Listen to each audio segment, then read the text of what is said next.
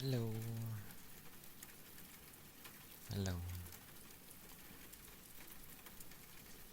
Congrats on first bugger pull.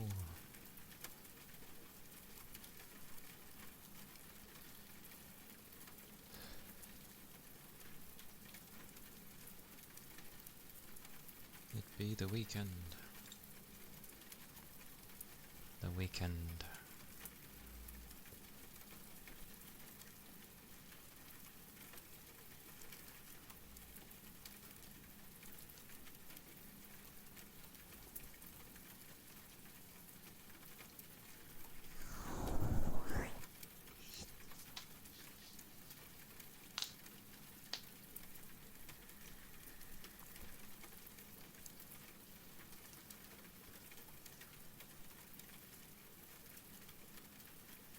I didn't even go to bed too late yesterday.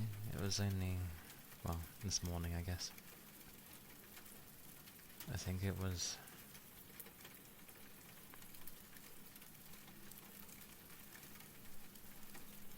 2:30, maybe. Although I didn't really get to sleep until 4-ish. It's always the way. I put this on in case I got too hot, but... or too cold, rather. But I think I'm gonna get too hot. It mustn't be very windy today.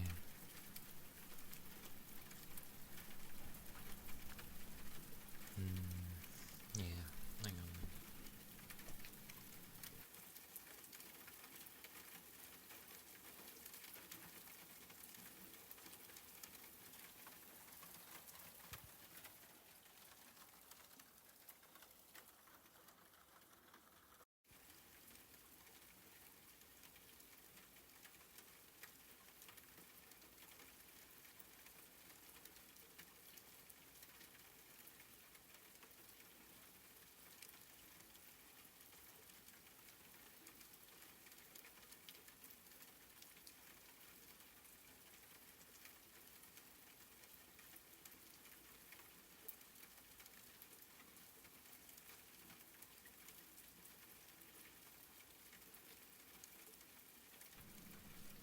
There we go. Yeah, better. I would have got far too hot keeping that thing on.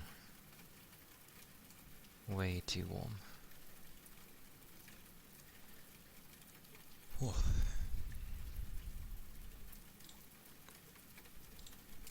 But yeah.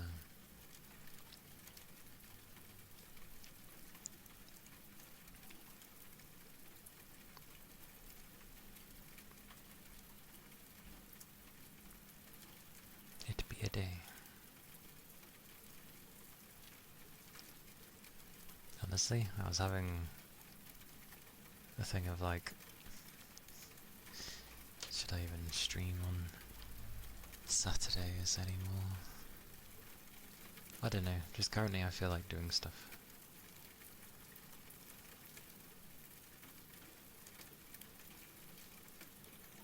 Or I might focus on other things.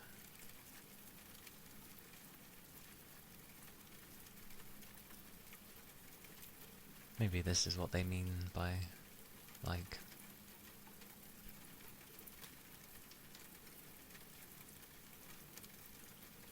figuring out what you end up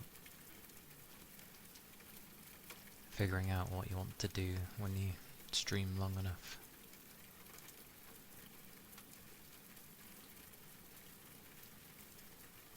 I thought I'd be okay with ASMR constantly, but surprisingly not.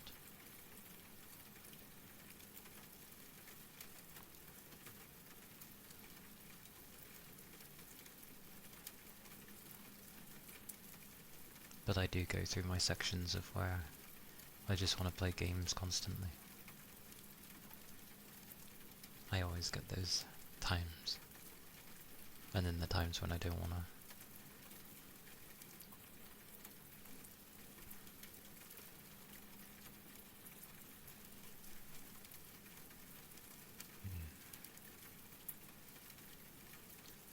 shall figure. We shall go figure things.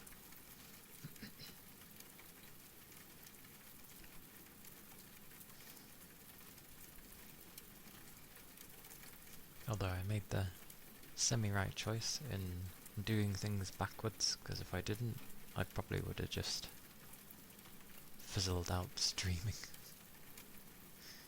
Not that I don't want to do it, just few and far between.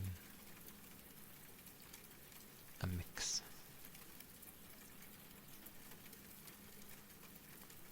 And most likely, if I didn't have my model, I doubt I would have got affiliate so soon.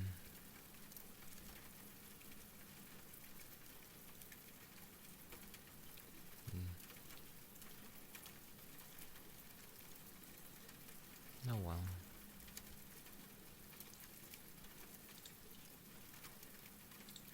I ended up obviously carrying on with Enfield yesterday after stream. Technically I guess I should have just carried on streaming because I was carrying on doing the side missions, and there's like character specific ones which does the job of getting you interested in the character. But Yvonne's was very sweet. It focused more on like her dealing with the loss of Tata, which I was like, I feel like hers was done well. You had one for Wolfguard as well. His was, I guess, what you kind of expected. Like, just seeing his different activities he does.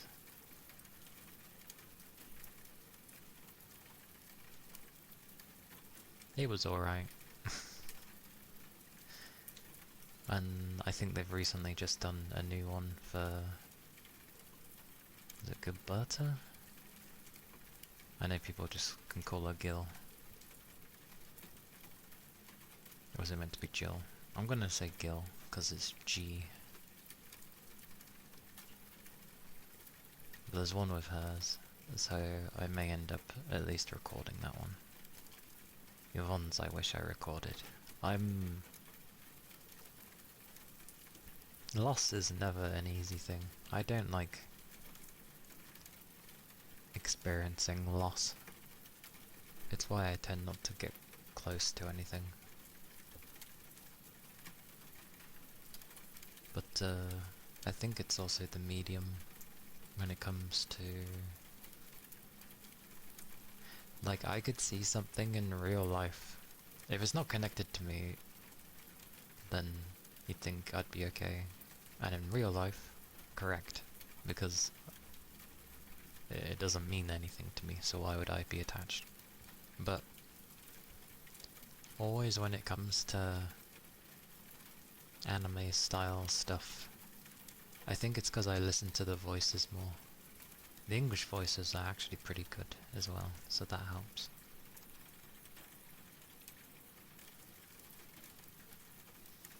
But yeah, she was sad. I like in Yvonne's one, they subtly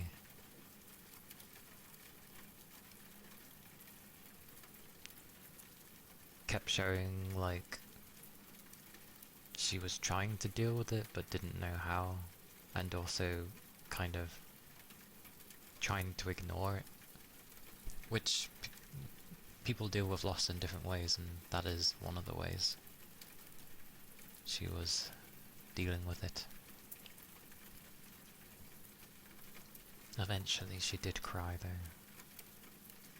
which made me cry. I was just like, sad days, because I knew that was like her baby, and then you learn a bit more because you're journeying with her a bit through different places and talking to different people, and you end up finding that basically she has no friends and doesn't know how to really deal with people because she's unique and looks at things differently, which I can relate to. Maybe that's why I could relate to it. People not really understanding her.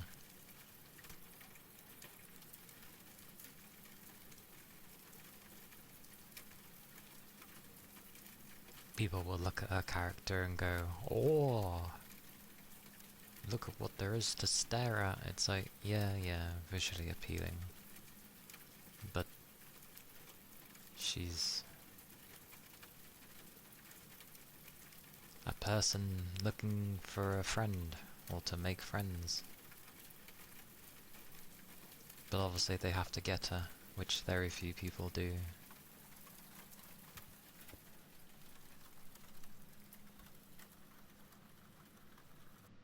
But luckily, we were part of it.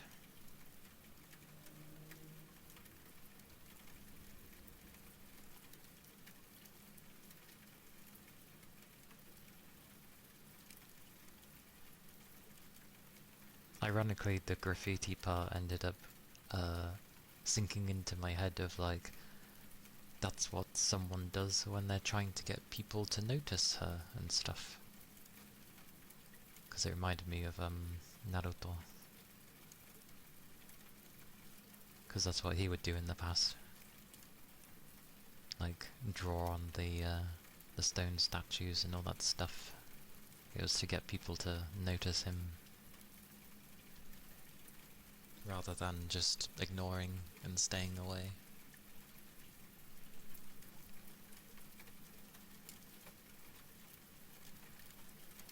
Wish I recorded it though. I can watch it through other people, but still, it would have been nice to have my own thing. So I think when it ends up being like character specific quests, that I'm just going to record them if I'm not streaming at the time. But how weird. Like, one for Yvonne, one for Gilberta.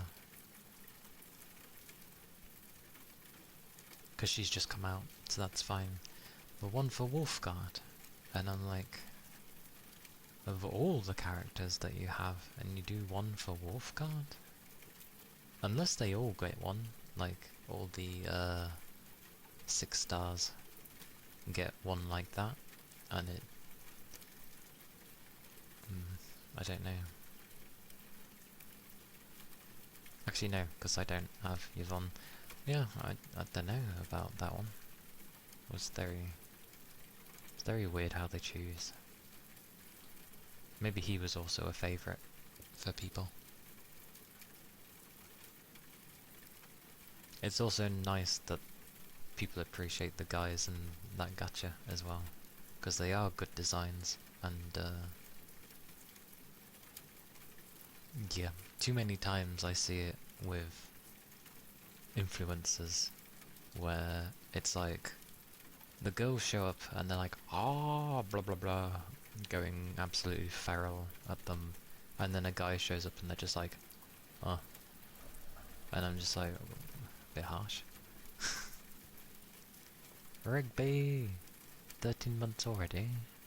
What is this? 13 months already? That's the duck duck ghoul. I like that it's just a duck with a bit of cloth over it.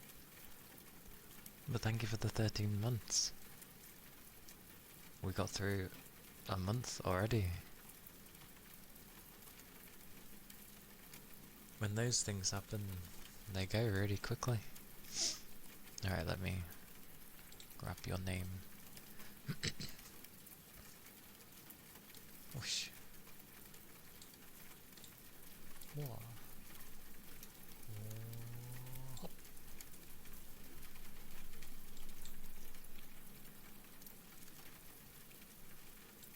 11? Yeah, that's pretty good. But yeah, it goes by so quickly. But thank you for the 13 months. 13 months. Goodness.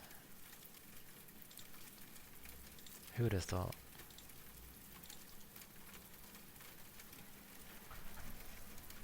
It didn't feel that long ago that it was 12 months. I know it's just like the previous months, but maybe January did go by pretty quickly. Hope you're doing well though. Hope you're doing good. I'm gonna have to come up with some more badges. People are gonna hit the... I think it's meant to change at the 1.5 mark, like 1.5 years. January is a blur for you.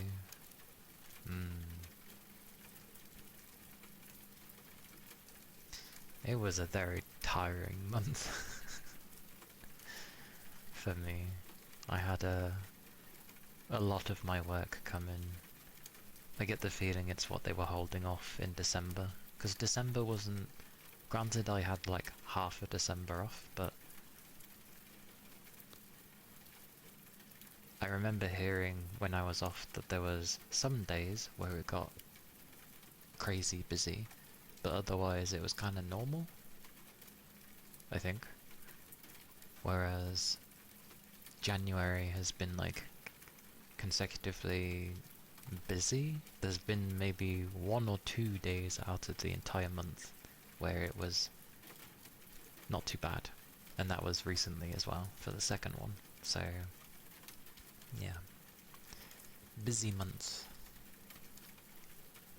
I don't know how February will go. Who knows? It's Feb. But I'm glad you're doing okay. Yo! Hello! Welcome in. Hello, hello. But yeah.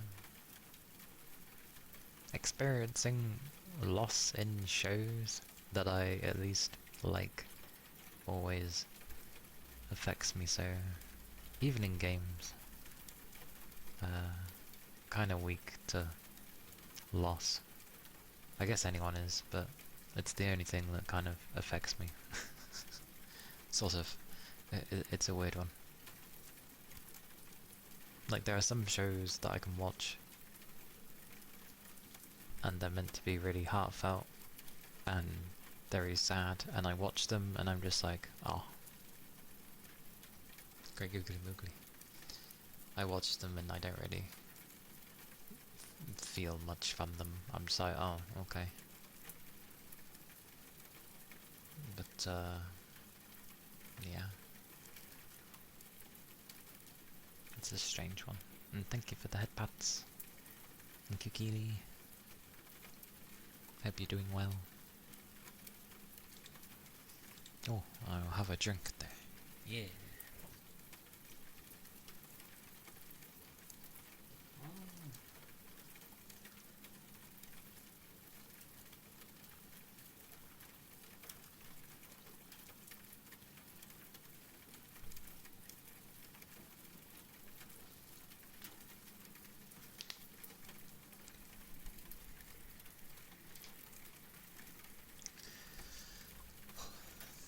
Oh, good to have a drink. I made sure to fill up my jug before I started, because it was empty. But, yeah. The Yvonne story was... I'm glad they did that sort of thing.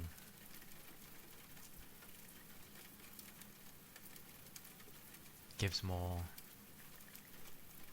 Well, we learnt quite a bit. You get told quite a bit, at least, of how things have been and how they are as a individual, and just trying to get over the loss and stuff. I haven't done Gillies yet, but I'm gonna make sure I record it. I just need to make sure I do the settings properly, because I don't want it looking terrible. So I'll try on that one. But I like that she had her like story trailer, and she's like a witch on a broom kind of thing. Goes around delivering messages and helping people out, which is amusing. Oh, and I was trying to get used to the flow of my team yesterday, because I switched it where it'd be like Ember, Chen, Enmin, and Odelia, which kind of wasn't working initially, but it kind of does. It's especially nice being able to actually tank things. Something's about to hit me, do my skill, because damage reduction, and it boosts my attack. And then when I need little bits of heals, I can just use Ardelia. I'm pretty sure that's her name. And then basically using Enman and Chen to smack things while I smack things again. Lots of smacking.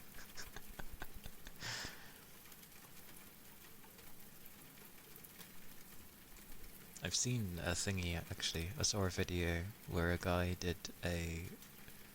I like builds that aren't the meta, because meta builds are like...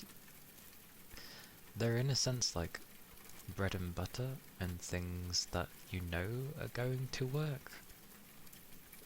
But I like when people think outside the box and try something that doesn't seem like it might not work, but it somehow does. And I think they had it where it was like the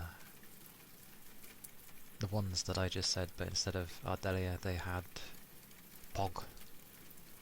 His whole name I can't say properly, but people just call him Pog. And it basically stun locks bosses. The first boss is fairly easy anyway, or at least they make it look easy. And they took the first boss down in like a minute 22. He couldn't do anything, he was just getting stun locked the whole time. And I'm like, oh my word. It was really funny.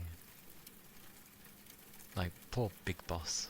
Tries to do anything, tries jumping, tries charging, tries doing his ulti. He can't even do his ulti because they're just assaulting him while he's doing it. And by the time he even remotely goes to do his explosive shockwave thing, they just stun him again. I'm just like, that boss did not get a chance to breathe. So much damage. And so much stun. You know why? Because when you stun a target, there are things that you can have where you do more damage when the target is stunned. I mean, naturally I think that's the case anyway, but there's gear that adds on to that as well. And it was just really funny. Fuji! Hello. Hello, hello. How goes? Ah, the glorious of sleeps. Hello, though. Hello, hello. Hopefully you end up getting good rests, good sleeps, maybe a hidden dream of goodness. Oh, thank you for the headpats.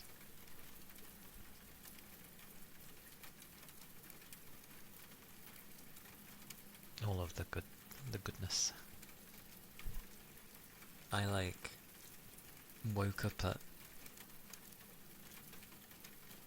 when did I go to bed? Around 4ish. I woke up around 10:30, so that would have been 6.5 hours sleep. But I didn't get up because I was like, a bit longer, and then it ended up being 12:15, and I was like, oh well. Ah yes, touching grass do be a tiring experience, especially if it's been a while. But good job on touching grass. It is important. Like a good balance, so to say. It's good to do now and again.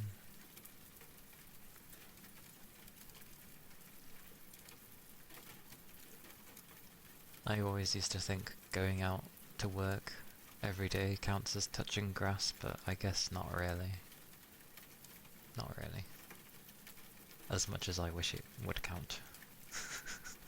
I'm going outside, I'm having to talk to people, which can be mentally draining at times. Social battery died, that's me every day. You'd say it counts. I mean, I do have to talk to people, so... And then when... A grass farmer? Is a grass farmer a thing? Why would you need to grow grass?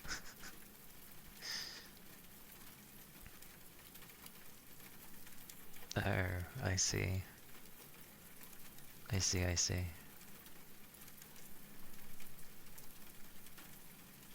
Then I'm touching too much grass. I don't like touching grass. My balance is not there. I'm touching too much grass.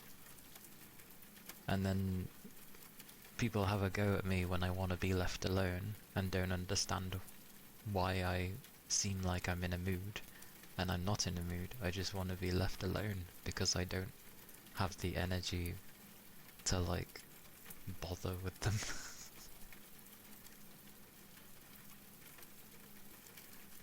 Too much grass. Too much.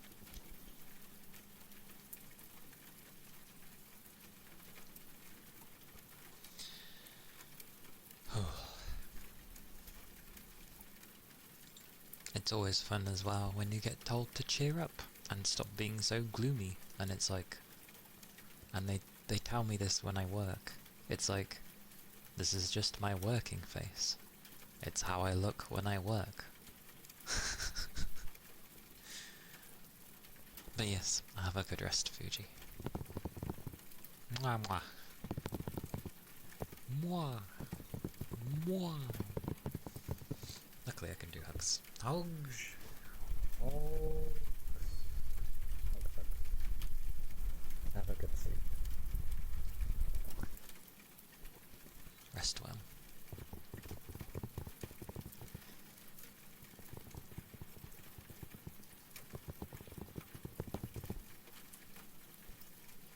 That's such a physical way of referring to it.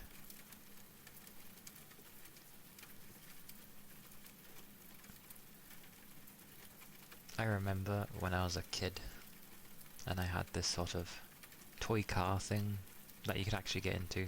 It was U-powered, so you had to use your feet to push it along, but it had wheels and such, and a frame, and a door that opened. It was cool. It even had a little petrol slot, which was just a cap that had a little thing you could put stuff inside. And I was basically using the grass as fuel, because obviously you're not going to put actual petrol or diesel or whatever in there. So I would like pull some of the grass, even though I have hay fever and it always made me sneeze. But I would pull a load of grass off and then plonk it in that little cap thing. And pretend that was the fuel. The imagination of a child. Also the understanding, I guess, that I understood it needed something to power it. Yeah, it's good times.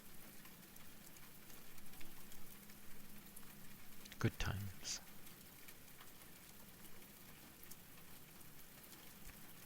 Gas and grass were the same.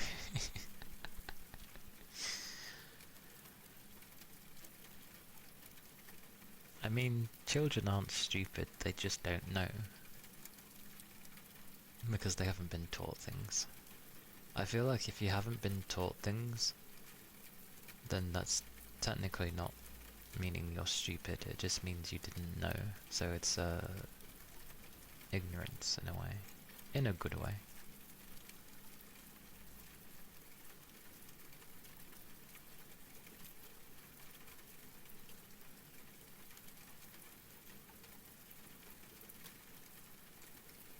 I think you're only stupid if you get taught something over and over again and you still, you know, it still doesn't settle in your head or work.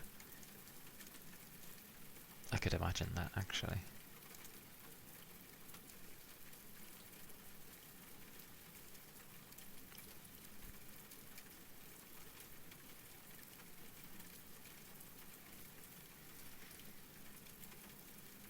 And the utilization.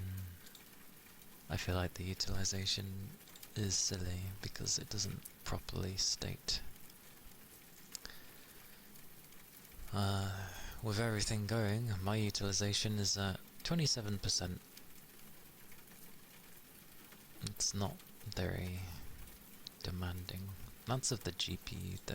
Of the CPU? It alternates. A lot. My CPU is between 4.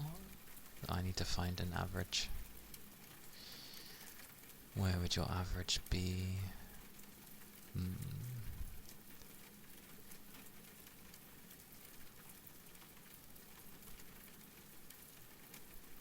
We'll just say the average is 10%.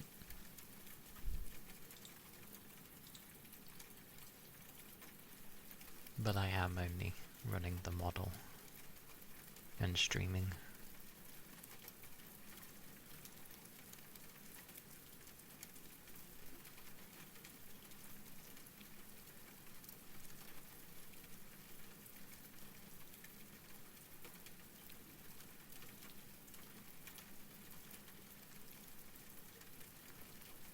Good old extreme.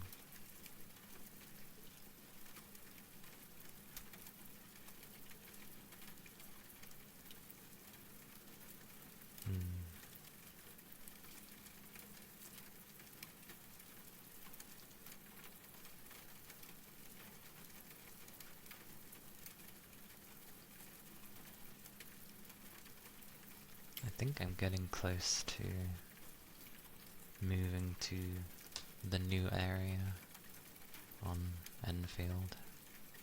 I was just trying to do all the side stuff before I moved. Oh, my power keeps going funny in that place. I'm wondering when I need to redo the valet. Maybe get all my bits and bobs and then change the valet entirely. Ducky! Hello!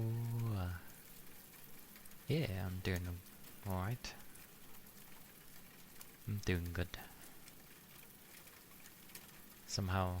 Oh, that's why. I was like, somehow my right hand is getting pins and needles, but I didn't realise I was digging it in. I was leaning on it. Oh dear.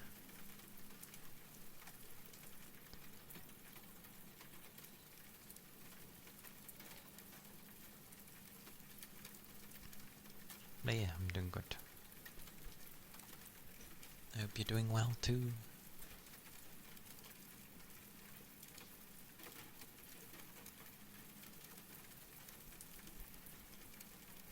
My fringe is getting to that stage where it likes to keep sloping down and poke me in the eye.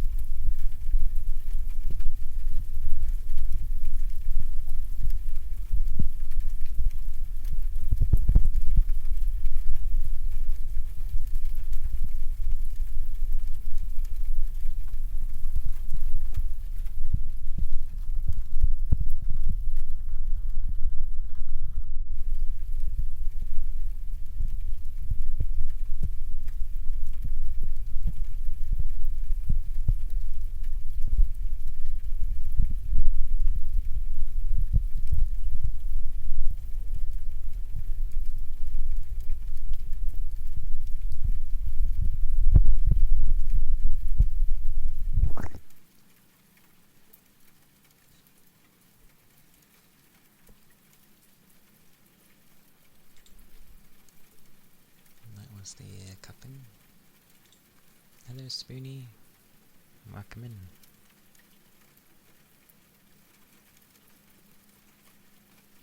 Hope you're doing well.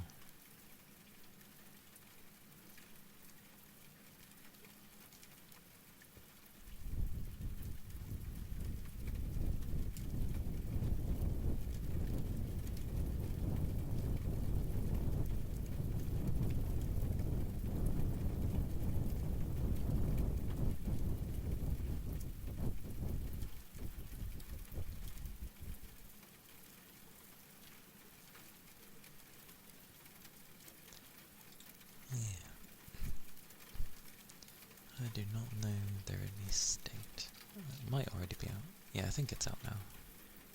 Yeah, Neo 3. But I'll probably wait for it to come out. As in like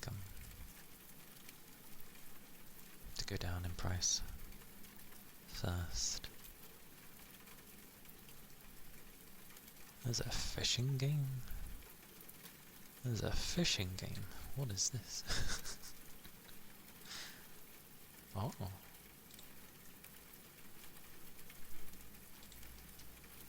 Oh, it's a Chiria Arts game, meaning it's gonna be a horror. Oh, that's not a fish. That looks like a giant eyeball.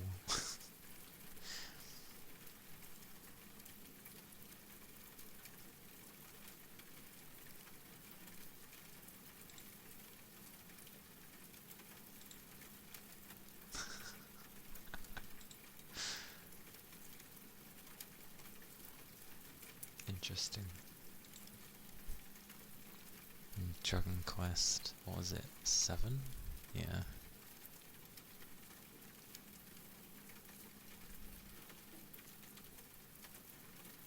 There's some interesting things in here.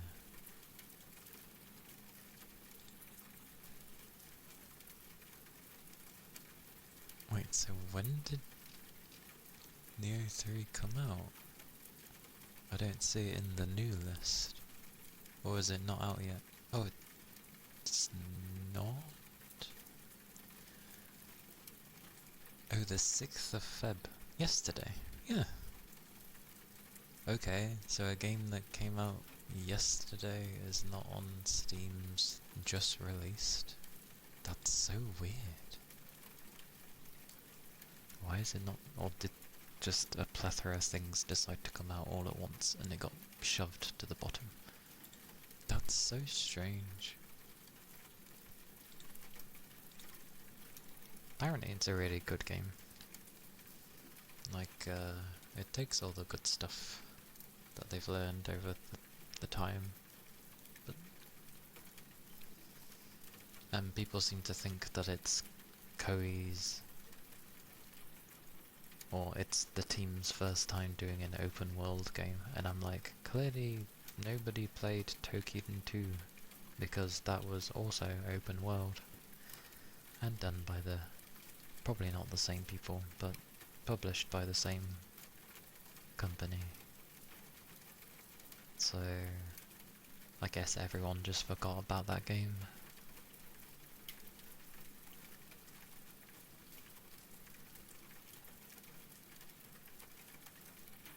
But apparently the character creator is not as good as the previous ones.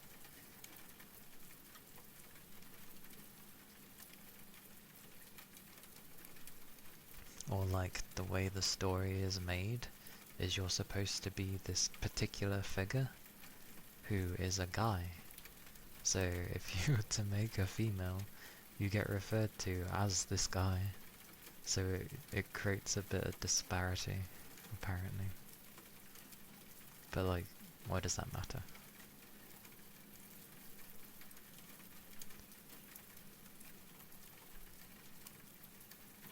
Did it need to go open world? No. Do any of these style of games need to go open world? I feel like it's because of how Monster Hunter has gone and done things. But they don't really make an open world in Monster Hunter, it's just that they're just very large levels.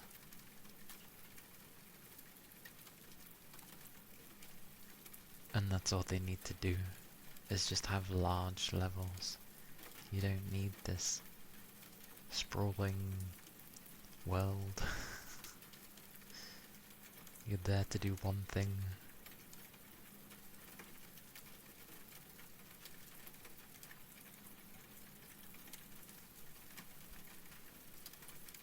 But oh well.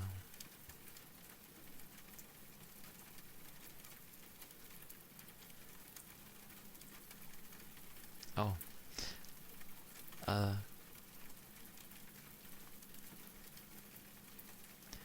While I'm not too big on gachas, minus how Enfield is being,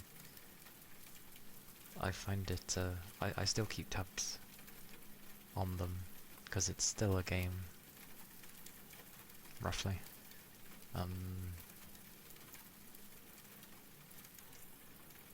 And obviously there's the two big major ones. Nars, hello, welcome in. There were like two big ones coming that people were sort of keeping an eye on, which was like Neverness to Everness or something like that, and then Anita or Ananta, sorry, which were basically like GTA-like games but anime style. And they recently showed off some of the stuff from the Neverness one. I'm not joking. It doesn't look that good to me. I'm not big on gacha anyway, but I'm just looking at it and I'm like, it looks meh. Like visually, it looks meh, but I think like Enfield has kind of been spoiling things because everything looks nice. Especially with the sort of the way they've done fabrics and clothing, the way the materials are for the clothing looks really, really nice. And then yeah, you go into Neverness and it just looks kind of bland. Maybe it's just very typical, I feel. There's nothing that pops with the designs. It just looks like what you'd expect. Ted. Hello. Hello, hello.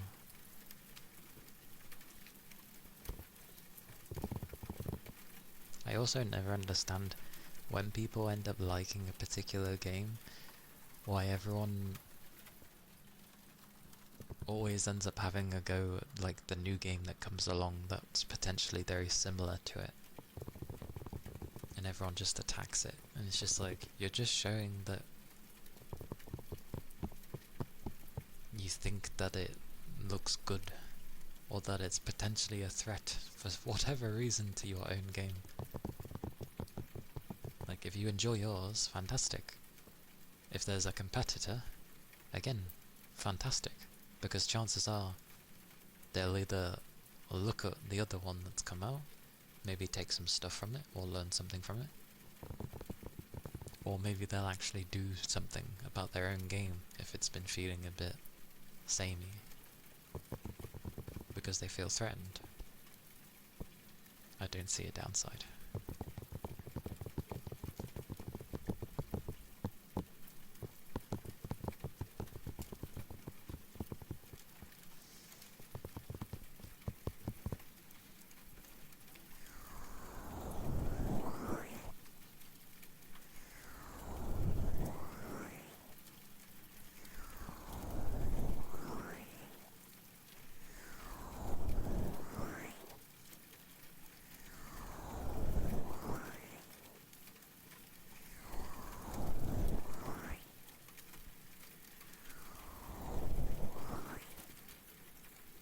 Oh.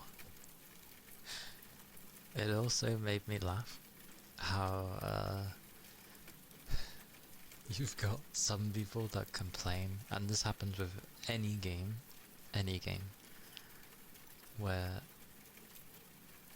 a certain amount of people complain about games not having endgame, these are the types of people that will speedrun through a game, not really reading any of the dialogue, speedrunning as quickly as they possibly can to get to the end, and not enjoying the game, and just reaching the end, and then complain that there's nothing to do.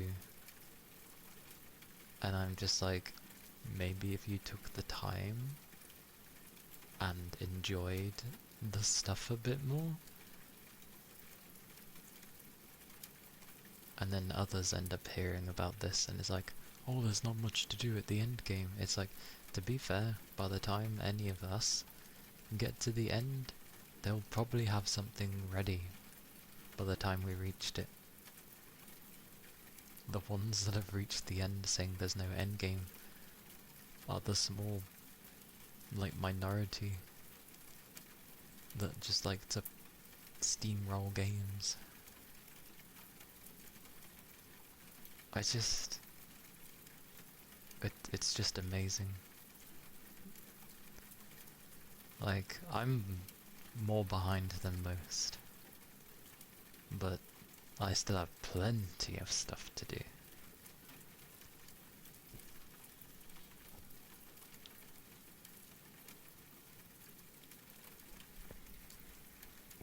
It's just very funny, that's all.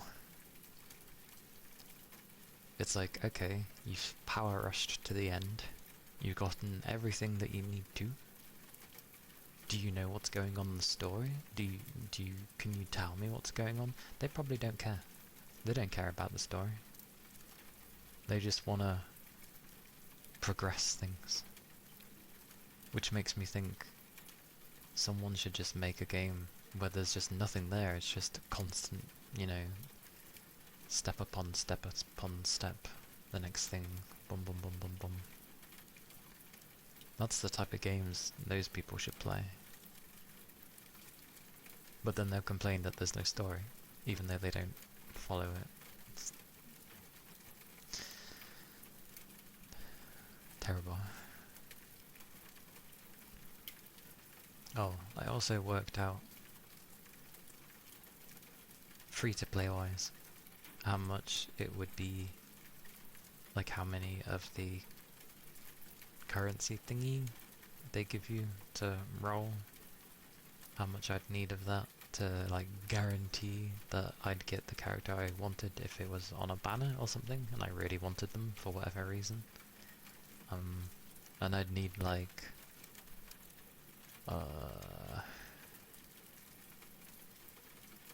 a lot, like over 50,000 I think is what I would need, and I currently have almost 40, I believe. If I carried on with the story, I'd reach 50, but it's been giving me the stuff out the wazoo, and generally when you reach the end, you start not getting as much, so... Rain! Hello! Hello, hello. How goes? How goes?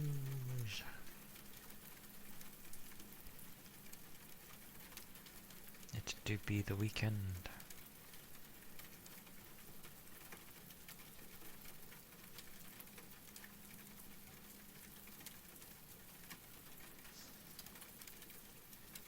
Just woke up.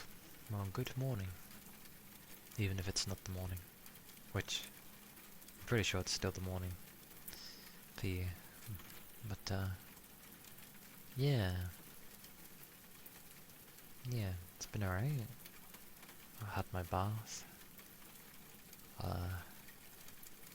Barely still morning. Yeah, because it'd be like 4 or 5 hours behind me. So yeah, understandable. But as I like to say, morning is when you've just woken up regardless of the time. So good morning.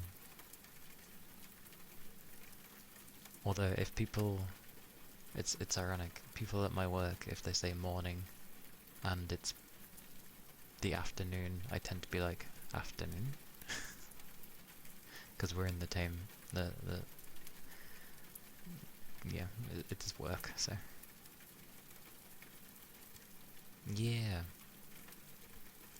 Yeah, I was saying earlier, when I was doing the side quest on Enfield and stuff, they have like only a few, I think there's only 3, but there's like character specific side quests. There's one for like Yvonne, another for Wolfguard, and the one that's just released, which is it Gilberta? We call him Gil, but her.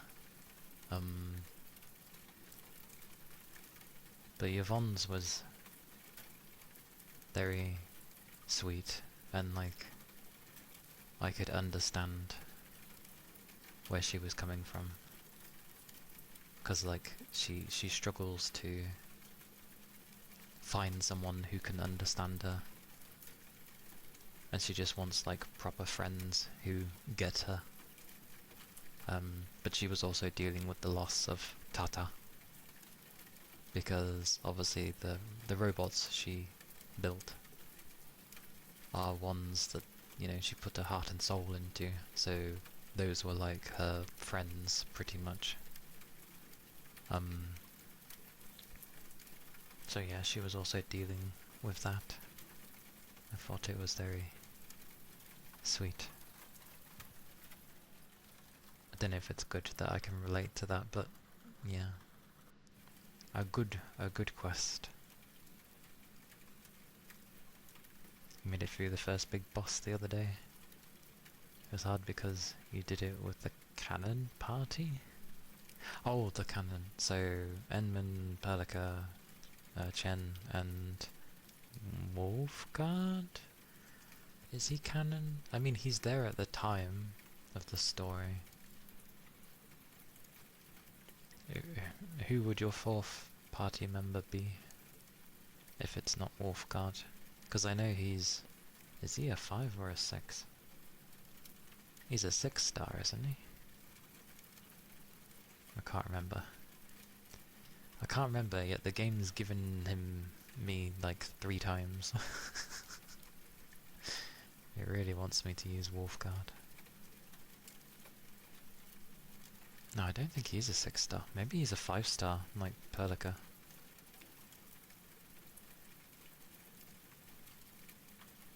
I'm pretty sure that's the 4 that was there at the time.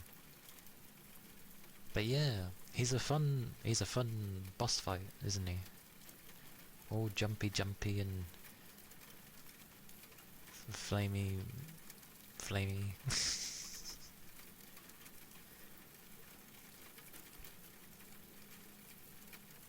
Oh, don't worry about the gear.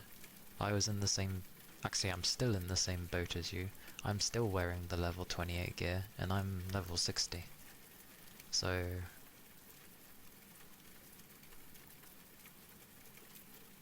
yeah, they don't for a long while.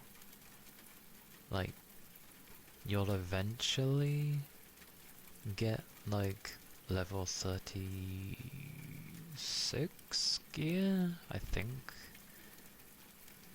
Eventually, and then that 30 something gear is what you get for a long while, and then you end up getting like level 50 gear eventually. So there's not really gear every 10 levels, so to speak. It's like there's weirdly gapped.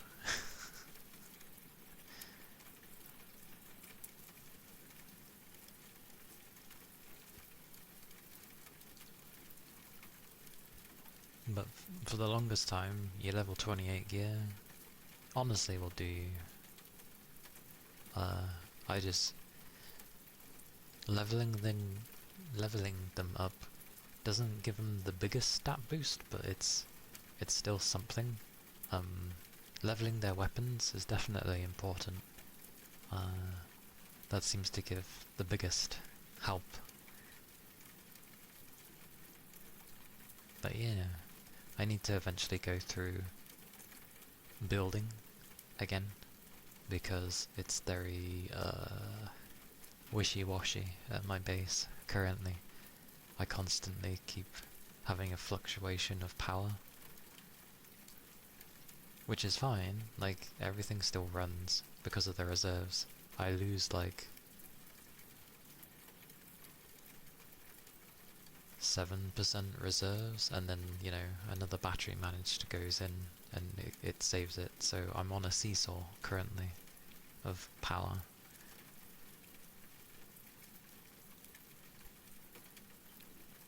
The ferrite factory. Yeah, blue batteries are very nice. I actually make a surplus of those now, and I'm just using the blue batteries for trade to get the money, so then I can upgrade the other places, like the depots, and upgrading the owls, which I think are almost done, and upgrading the base and stuff like that. You fell asleep and accidentally left the game running. That wouldn't affect it, so it's not the worst thing. Although,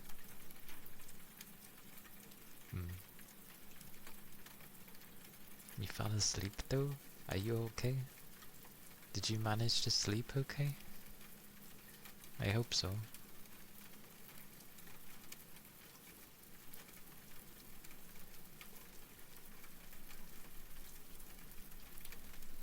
But yeah, Yvonne is a very sweet girl, despite how she may be designed for people to be like ooga booga, you know, staring stares because of how she's designed, but she's actually a really nice, like, character. You fell asleep on the couch? Well, as long as your neck or anything like that doesn't hurt, then that's fine.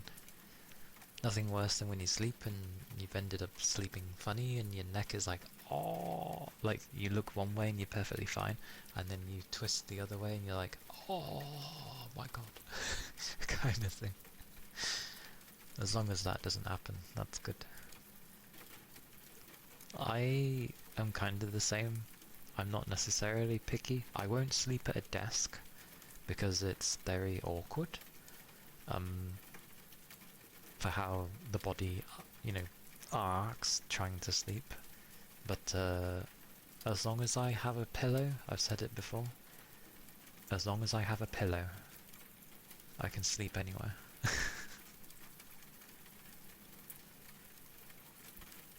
That happened once when you were a kid and it was torture. Oh, I have it happen, luckily few and far between, but it does happen now and again, and I'm just like, oh no, and you try to turn and it's just stiff and kind of painful, and you're like, but you know you need to turn because that's how you loosen it up. If you just keep looking the other way, it doesn't help it, so you gotta like keep just carefully, but you gotta keep like just rotating the head to get it to relax. I'd say another worst thing is like when you yawn and then the muscle in the jaw decides to lock up. Oh, that hurts.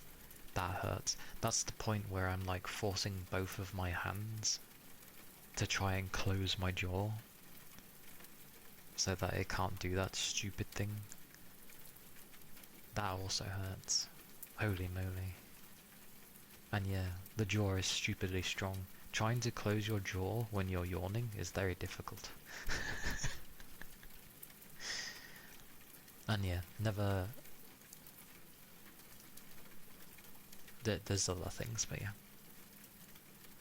But no, I've been enjoying...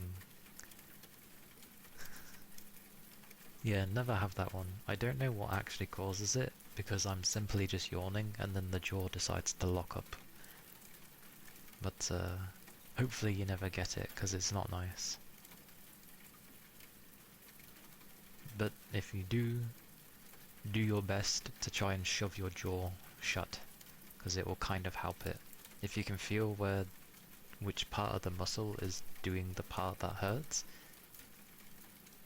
for me at least, it helps to like push on it to try and stop it from giving me that pain. Again, few and far between, but it does do it. When you sort of feel it might be cropping, you end up sort of like trying to temper your jaw when you yawn, so you're not opening the mouth fully, and you're there like doing your best to not even let the mouth open as you yawn. But obviously yawning and your jaw are two very strong things, so you're there and you're like kind of thing.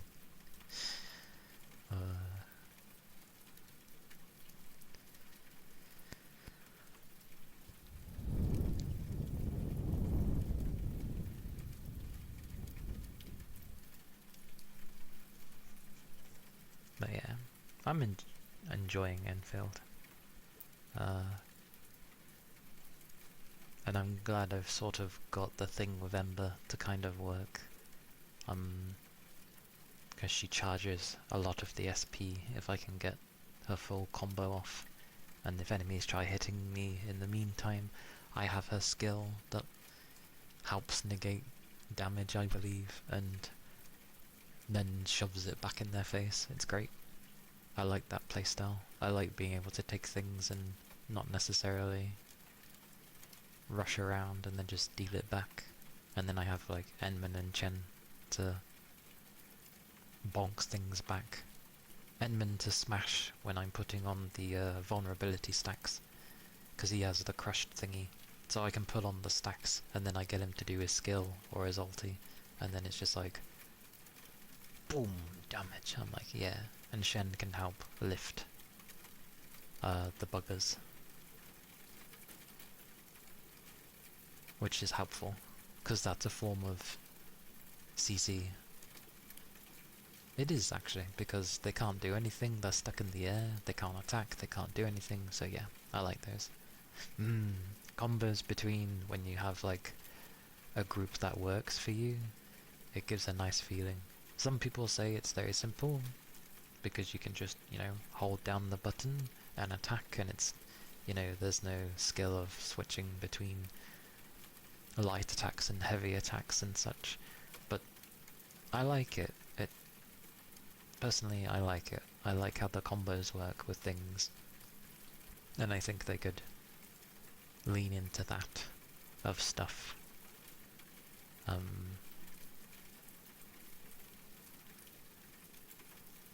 Oh yeah, and Ardelia, our healer from Rhode Island,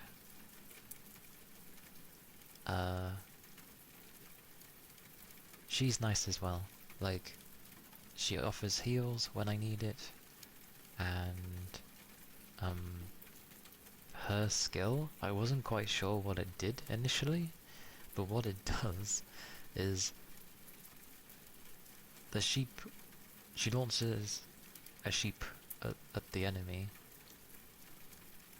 It looks like there's a gas cloud or something that sort of takes a few seconds, and then it explodes, and then everyone's taking,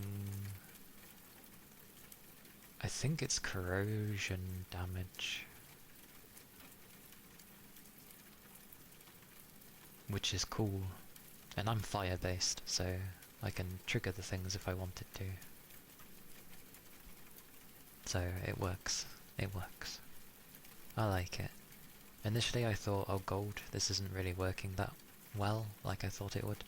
There are other teams that can do things better, yes. But I don't necessarily want to follow a meta, and I want to just do things that somehow work.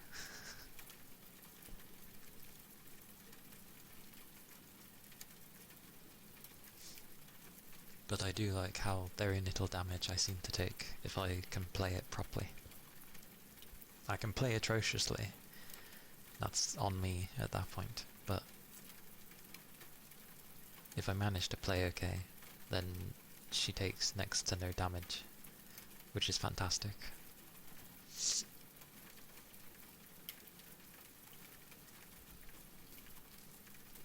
Oh.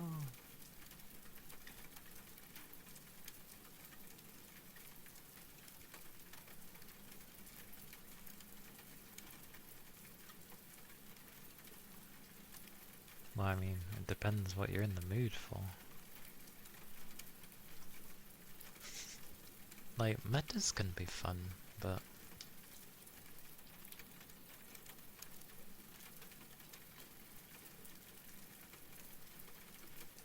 I don't know. I'm just gonna say satisfactory, because factory. But yeah. Metas have their fun times, I'm sure.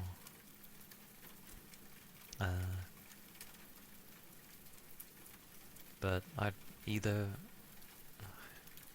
rather just pick the things that are gonna be fun to play, not what's gonna do the most damage. Like, I like that there's been some places that I've seen on some videos where they... Yes. Get that auto stuff going. I like that some people, when they're making builds of teams, actually mention how it feels to play them. And it's like, in terms of how satisfying it feels to play, they also mention that, and I'm like, that's good. Because you might have a crew where it's like, oh yeah, this crew doesn't do the most massive damage compared to some other teams, but in terms of how well, much to my dismay of using the word, to how well they synergize, it's a lot of fun to play. And I'm like, yes, this is what people should be doing for guides. Like, yeah, mention the ones that are gonna do the good damage for those that care, but then also put in the ones of, here's the really fun ones though. Yes, I know, I try not to use the word synergy because I know a lot of corporate speak like to whack in that stupid word. Which is a shame. It's such a good word, but yeah, I hear it a lot in corporate things, so I try not to really say the word. I like exploring. I really believe that the size of the maps are great. Like, they're not too big, they're not too small, they connect. Like, they are connected. If you go on foot, there's no loading screens, but obviously if you fast travel, it's different. Oh no, you can name things. I'm terrible at naming things. And 3. But you can name things. I'm terrible at names. But I really like exploring in the game. And it's cool finding little chests that are like, oh by the way, there's something hidden up here. And then finding the little glowy balls, and I know other gacha have done something similar, but I don't know, it all just flows nicely. You go into a little area and it's like there's a pocket full of different goodies.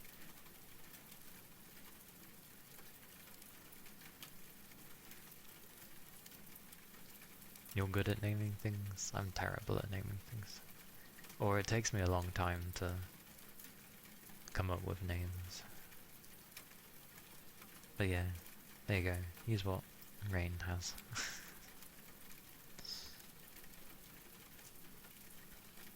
I wasn't too bad in naming my team though, or the different teams I have. I have like a old squad, which is basically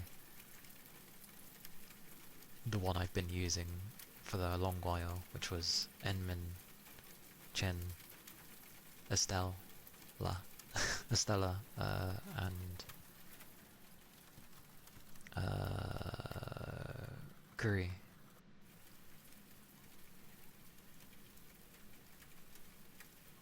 Although I know that's not her whole name, but I call her Curry. Curry! Curry!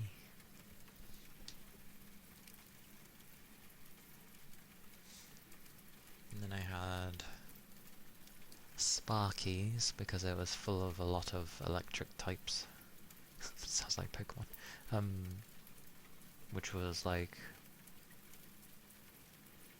Arwena.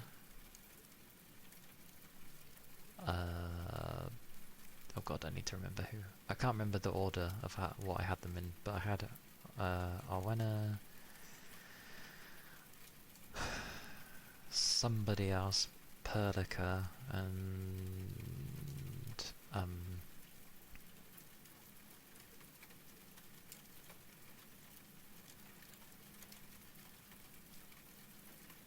gonna nickname her Leah.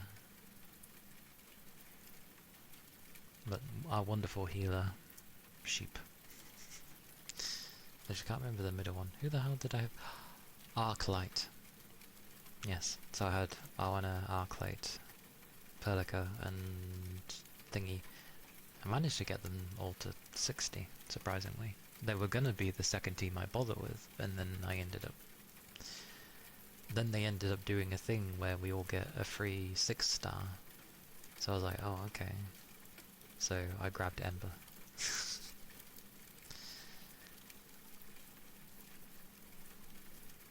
Her design isn't too bad, actually.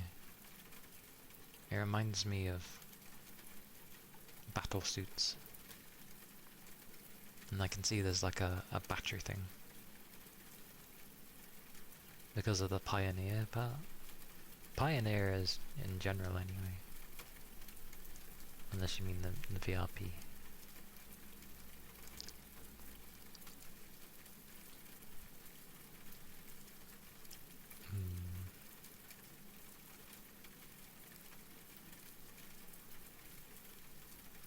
I did have another team. It was to do with Last Rite. But I haven't touched them all.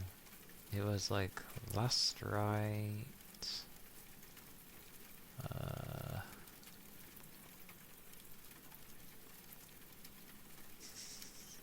someone. I haven't used them at all. I think Perlica's in there. I think. And Leah's in there.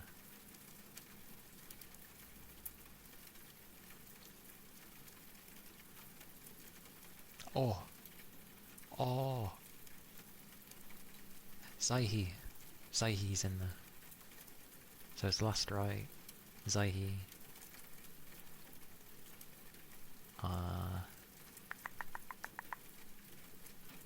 Perlica, I think, and Leah. That sounds about right. I haven't used it at all though. Everyone's saying how good Last Rite is, and I'm just like, not my cup of tea. Like, yeah, great sword, scythes, they're cool, cool design, just, I don't know. I'm good. Like, she's a DPS bugger, but I prefer Ember.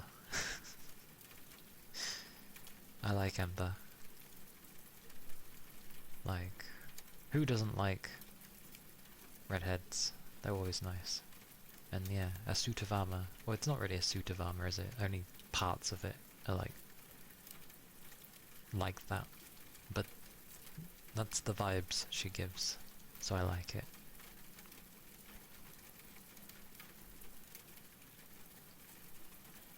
Although I wish I could get a better greatsword, because I gave her the only good one I have at the moment. The one that she's supposed to have, I don't have. And the only way to get it is through the gacha side of it for the weapons. However, to get that currency, you need to roll on the gacha anyway, so I'm just like, well...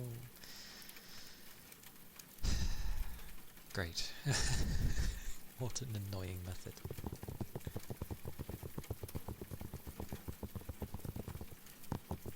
But I'm not sure which blade to give her. Like, I looked through her blades, and 2 of them are kind of similar. It's what the 3rd thing does.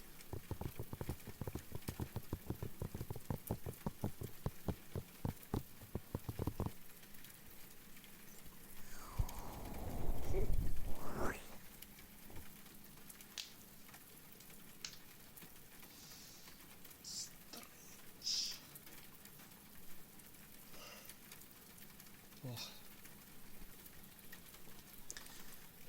But, yeah. I'd say for a gacha game, because you can leave the gacha alone, it's been a good game so far. Like, it actually feels like a game, for the most part. Which is nice. But again, eventually I'll reach the end of the content at the time, and depending on what I have to do to maintain getting resources, you know, for roles, I guess, and story. It depends if I end up caring about the roles. If I don't care about the roles, I can just I don't know, slowly max things out. Try and get all the resources to max, if I ever need them.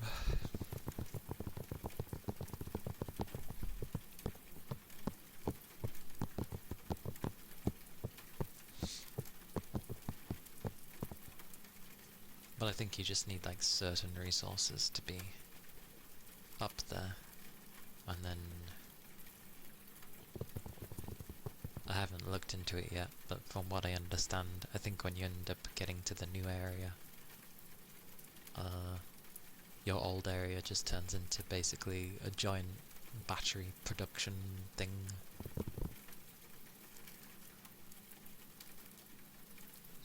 While also generating healing items. And it's like, fair enough, I guess. So I'm guessing that all the stuff we're getting now is like materials and such that are good for like early and mid game, and then the next area is where it starts heading into end game sort of materials, which is its own thing. So that would make sense. But we shall see. I haven't got there yet.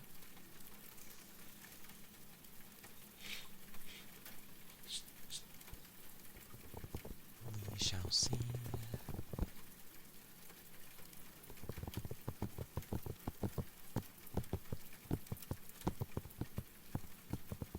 It was cool as well, fighting the big enemy, not the boss. There was just a bigger enemy who was like only 5 levels off from me, and when I tried before, like, I got destroyed.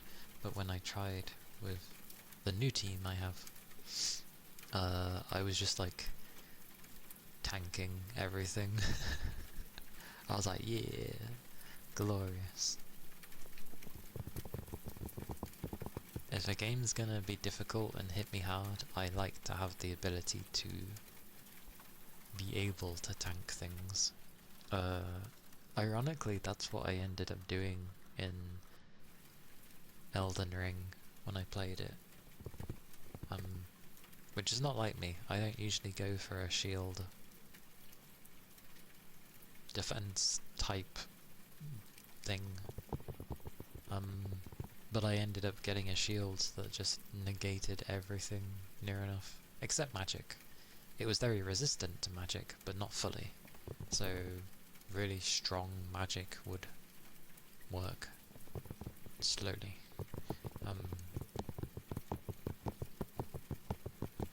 But I just had a pokey stick, because in Elden Ring you could have it where you could block, but also poke through your block. Yeah, you're not doing the most damage, but you're slowly whittling things down while they can't even get to you. So yeah, that's what I ended up having.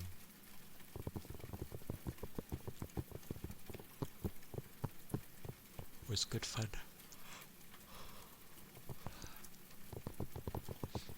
I liked it. Melania was still a hilarious battle. We were literally both immortal. But her self-healing is ridiculous. Like, I thought the way she healed was by hurting you, because, you know, she's taking health from you, and that's going to her. No. The way she heals is just by literally touching you. even if you're blocking it 100%. Ridiculous. How is she stealing? Actually, no, she's not stealing health at all. She's just gaining health through connecting. So, yeah.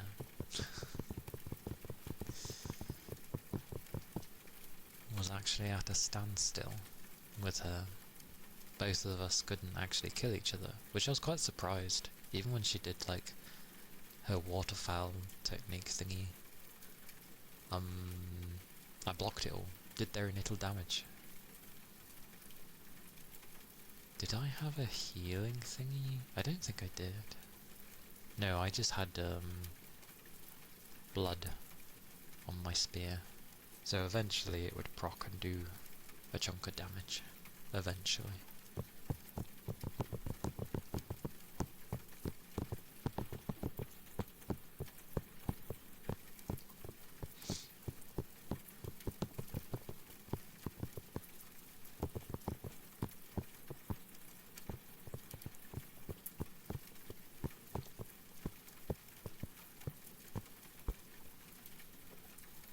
But yeah, they're very surprising.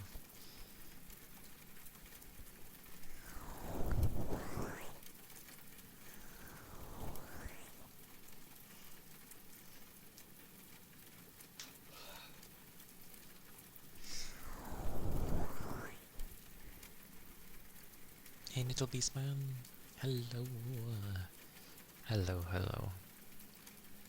Hope you're doing well.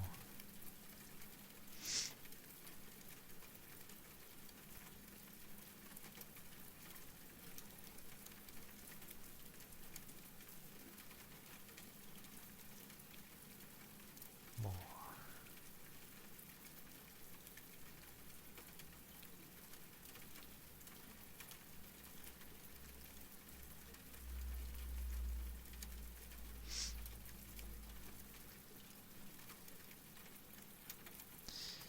It's ironic actually, because there's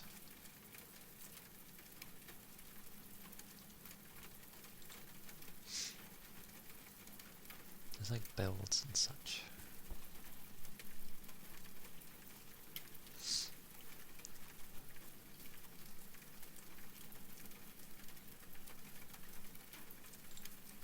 But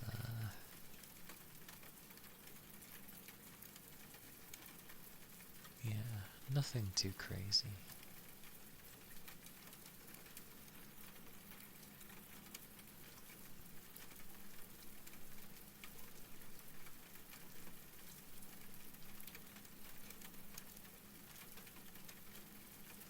I like that people do guides specifically for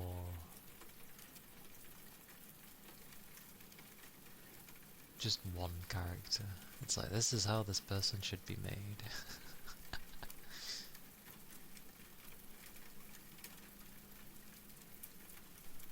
Which is always amusing.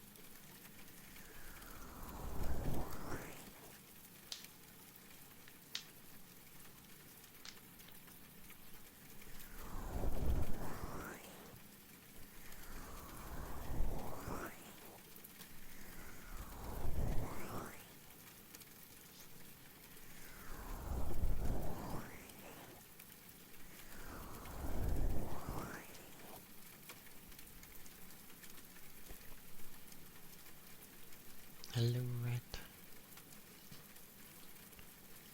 How are you? And I am well, thank you.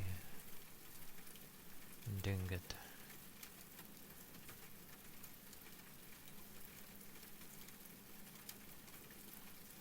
It is yeah, it's relaxing as the weekend should be. Yeah.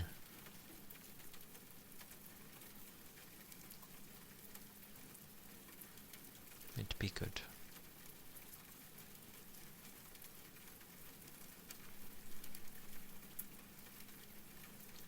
Reminds me of a video I saw. Because for some reason it's nice seeing people go through the beginning of Enfield, and when they're focusing on the stuff that's happening, it's quite amazing.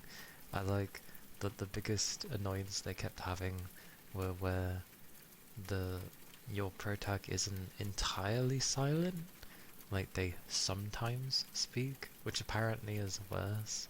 It bothers them. I don't initially see what's wrong with it, but I can understand when sometimes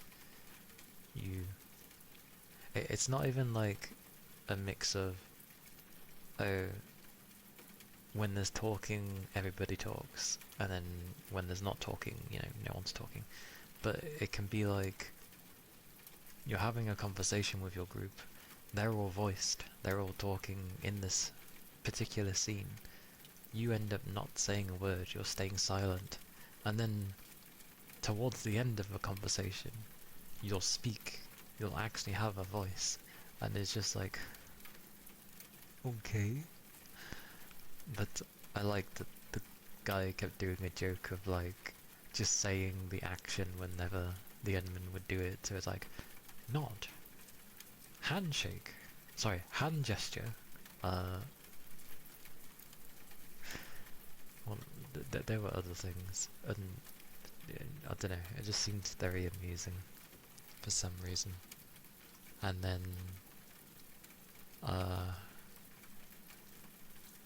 maybe, but it's in talking sections where you choose what you're wanting to say, and then you don't say anything, and then you get a bit later of the same thing, but you decide to speak this.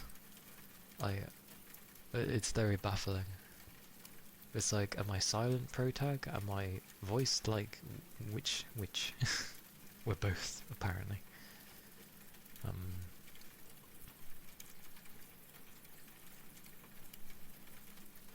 It did sort of focus on the gacha side of things eventually, but I found it really funny because every time they were rolling,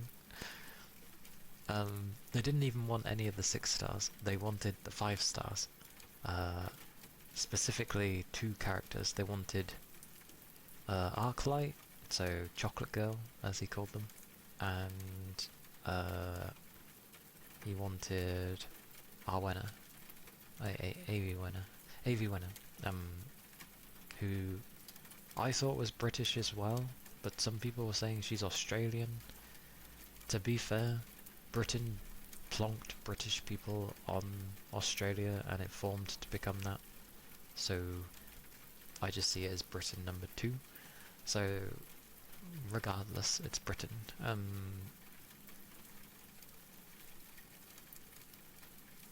Although Australians would massively argue that against me. It's like, yeah, but originally you were all British, so yeah. I guess that's the same for like, with how Asia was though. Like, technically it was all one, and then people had differing views, so they became their own thing. Hence Japan, hence Korea, and all the malarkey. But it was very funny because he kept getting The Snow Girl.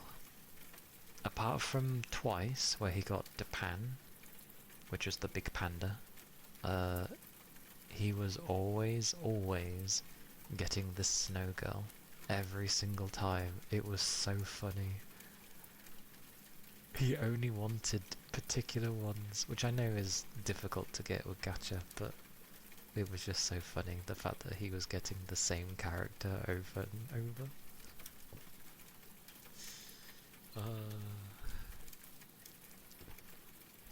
By the end of the video, he was like, "If I get this bloody girl again, we're not gonna have an outro. Nothing. We're ending." Oh no. He said he wouldn't do his usual ending. It would just cut to the outro. That was it. And he got the Snow Girl.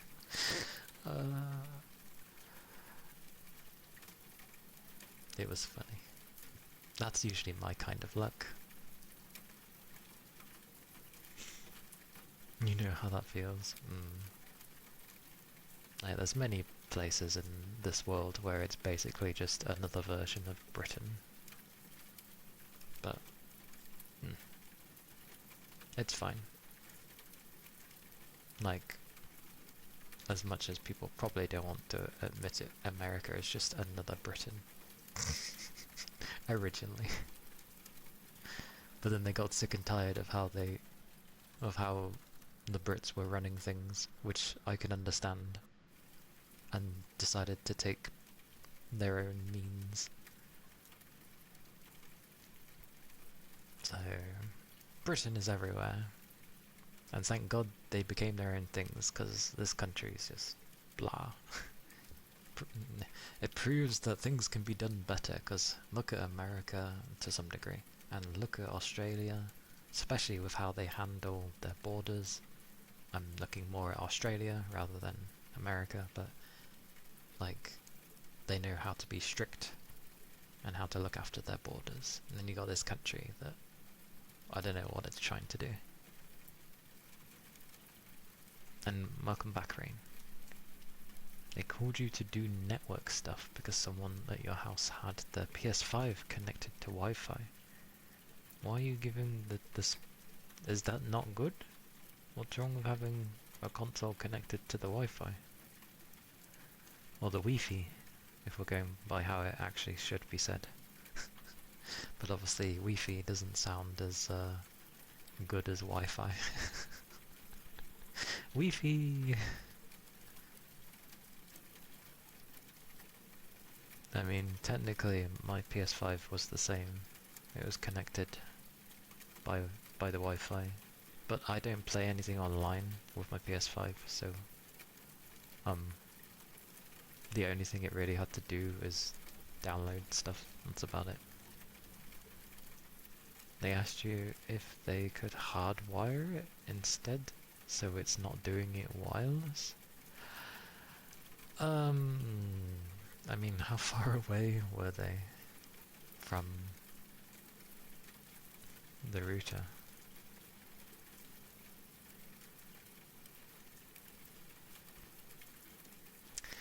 That is a good point, Red.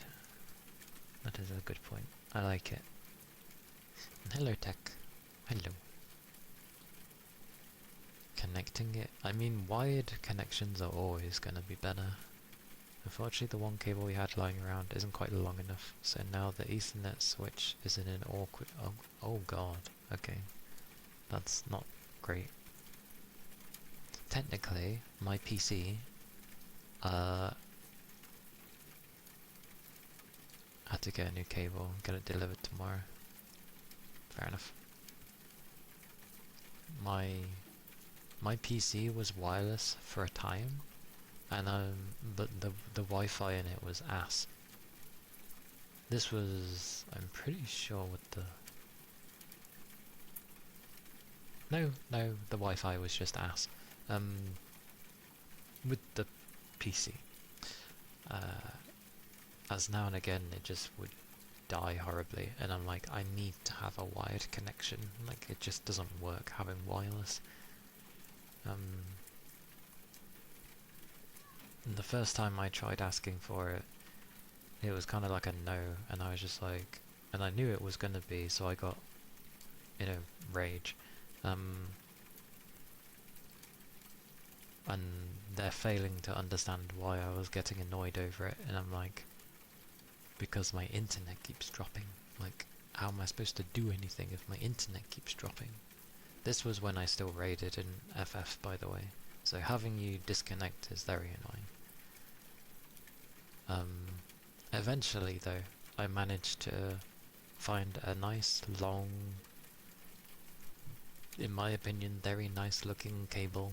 It was a flat white cable, Ethernet cable, so it wouldn't stand out horribly.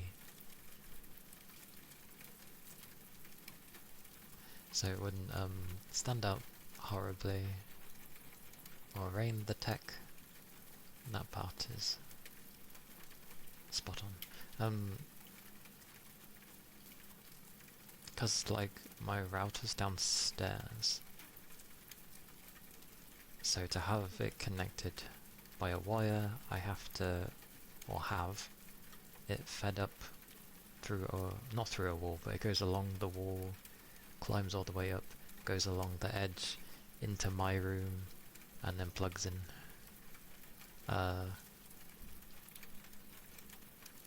So yeah, although I got too much of a long cable, I still have like a lot of cable left.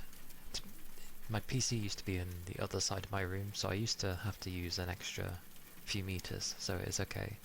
But now I don't, and yeah, I just have a lot of spare cable. But I'm not altering it. Like, it works, it's there, it's fed and tucked away, so people can't catch it. It's good. I am the only wired connection in the house. Everybody else is wireless.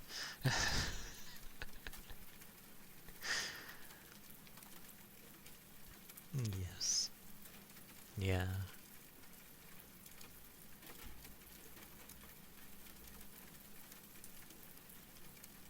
But ironically, once it was done, they were like, oh, it actually doesn't look that bad. And I was like, well, of course not. Like I said, if it was done properly and tidily, it wouldn't look that bad. Which it doesn't. Because obviously it has little hook clipper things so that it stays where it is supposed to stay. So yeah. It'd be good. I have a glorious wired connection. Yeah. Glorious.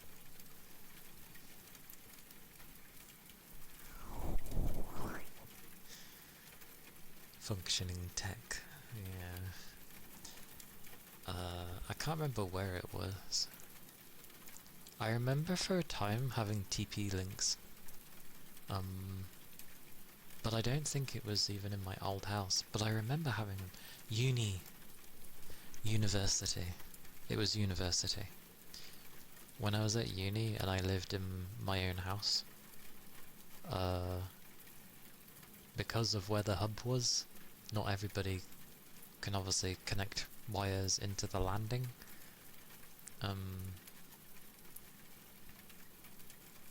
Does Wi-Fi walk faster than wireless? Having a wired connection wouldn't be Wi-Fi, but having a wired connection is indeed faster and more reliable than wireless. Yes.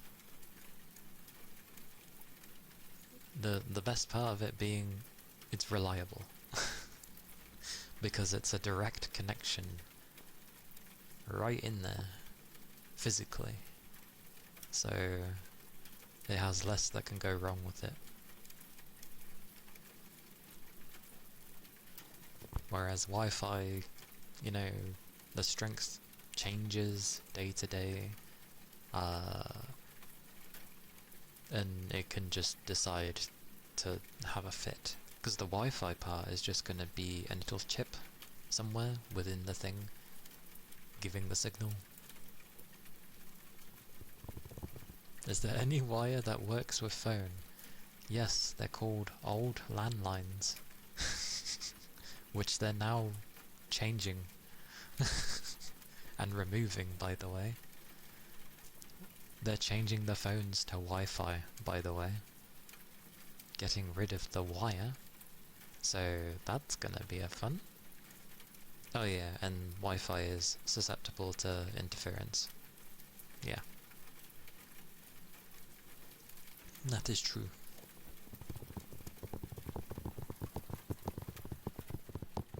Yeah, phones were always connected to a wire. If you look at how old phones were, where the device was still connected all together through a cable, and then that device was also then plugged into somewhere in the house.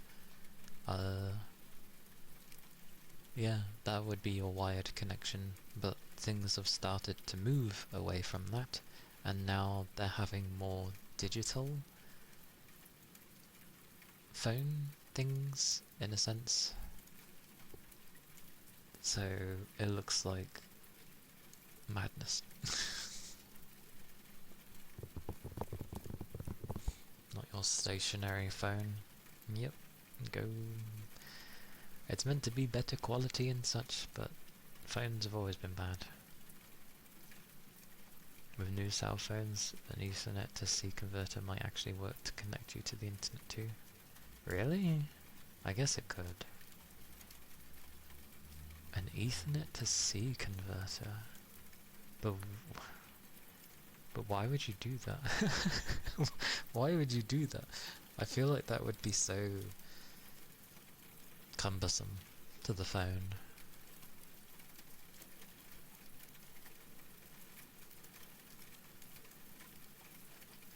You've seen it for laptops, but you don't know if phone hardware would support it?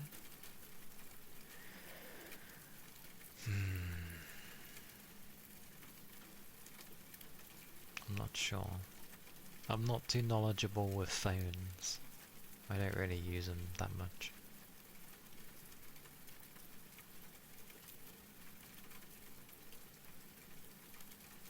So, hard to say.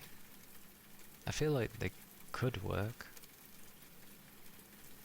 Yeah, because of how Android is especially. Like, it's very open-ended with Android. Apple? Maybe not, because Apple is a lot more particular about what you do with their thing. But Android, well, if it doesn't trust something, you can just tell it to use it anyway, so. And hey Sorbs.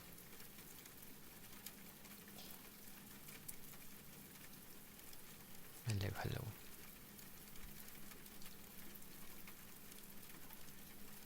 But yeah, networking be good fun, as anybody who's dealt with networking will understand.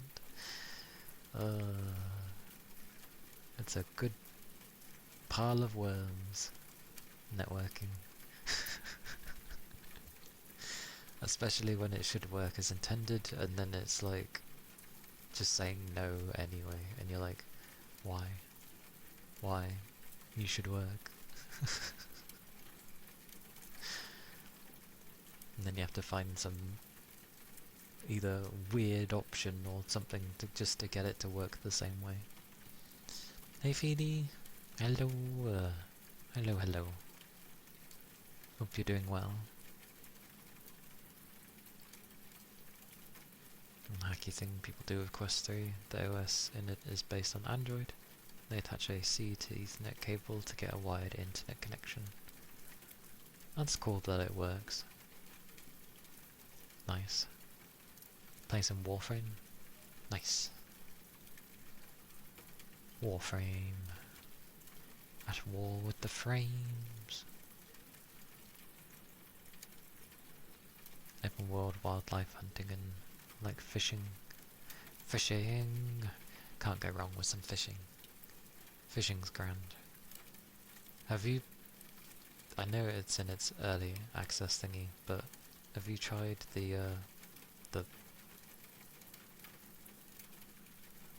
was it Soulframe? I've forgotten its name already. The other one that they're doing, the other game. Have you tried that one at all?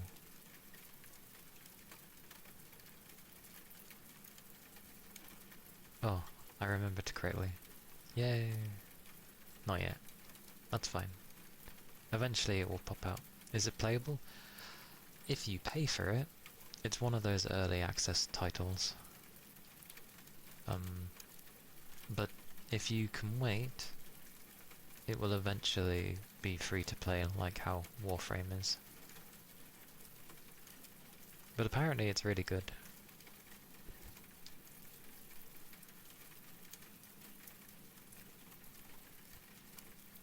Too much Warframe? That's fine. Yeah. A wise idea, because then it'll have all the content. And solves such 30 stream streak. Thank you kindly. 'Tis. The number does indeed go up. Nice round number at the moment. 30.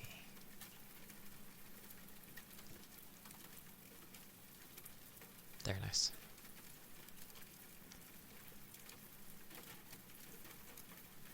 Wait, her brain rot? How so? You started... Is that meant to be tuning? Or turning? Oh, turning. Turning your Warframe into her. That could be interesting. That could be very interesting. Her new album's come out. Because I got an email stating that my thingy's been dispatched. So her new album is out now. I haven't listened to it yet. I wait until my stuff comes. But I've always enjoyed her music, so yeah, I've been getting each one. The only thing I haven't liked, and it's very Japanese, is the fact that they have like 3 or 4 different versions of her album. It bothers the living daylights out of me. Because it's like, depending on which version you pick, depends on the content you get. And I'm like, I don't like this, just give it me all. But then if I want it all, I'm gonna have to spend it. It's a marketing ploy.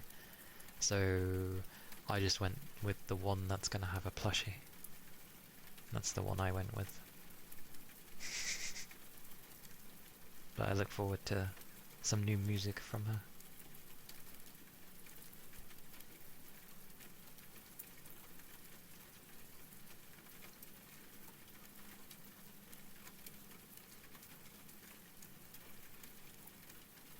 Oh, you have really high chances of it not arriving? Damn. Sorry to hear that. Well, touch wood. I hope mine arrives fine. It has done in the past, but yeah.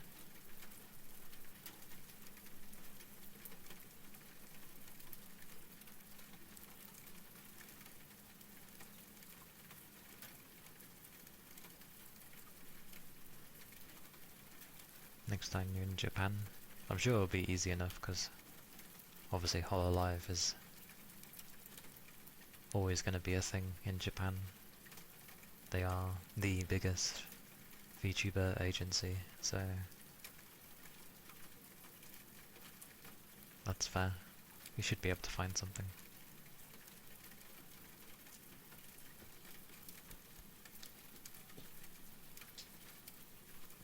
More.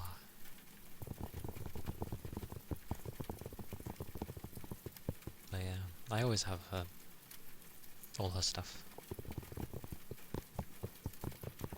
Same as Watame. I always get Watame's stuff as well. Without fail. I may not watch anymore, but I still support.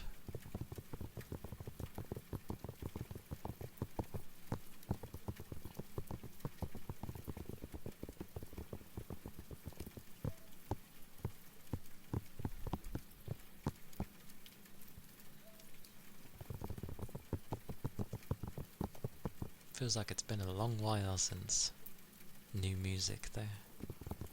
And I understand it takes time to make an album. But yeah, feels like it's been a while. since I last. And I tend to find, and I have this every time with every one of her albums that have come out, there's one or two that I really end up liking, and the rest I'm kind of like, and then the more I listen to it, the more I start liking it. So I'm just, that's what I expect every time. Like, the songs grow on me. Although currently I've been listening to, like, nothing but Starset. Mainly We Are Empire. Literally only that song. I really like that song.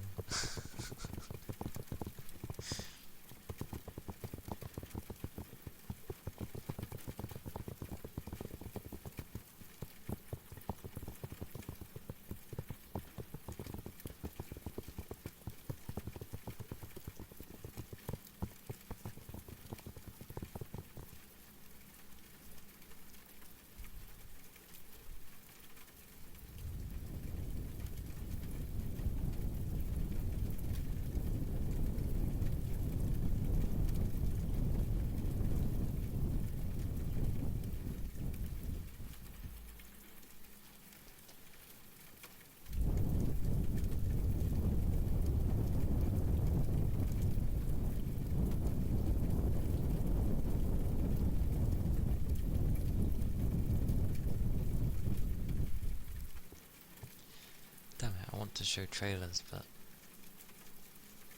well, not that they would be too loud, because I could just lower them, but... at least with Gilly's, hers is like, sweet and calm.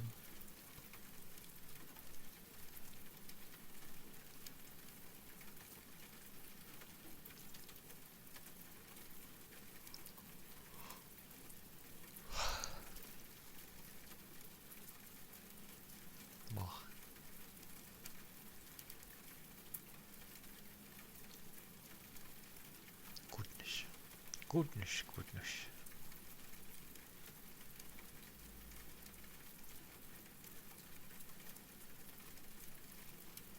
Oh, and something I've noticed in Dijon. Oh, I said that like it was French, my bad. Because it's not meant to be said like that. Or is it? Dijon? Dijon? Either way, in our station,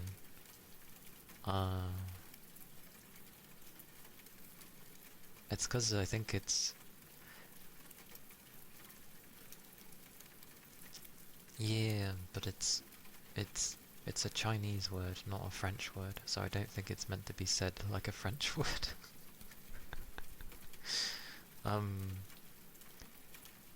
But like... it might be Dijon for how it's spelled. That sounds closer to a Chinese word, so we'll go with that. But the area of where you can end up getting people's trust up, they can go above 100%. Dijon is an area in France. An area. You got your blue battery line set up, and it has decent throughput. I want to say throughput. That's good. Mine are okay. Does yours still take quite a bit of space up? Kinda.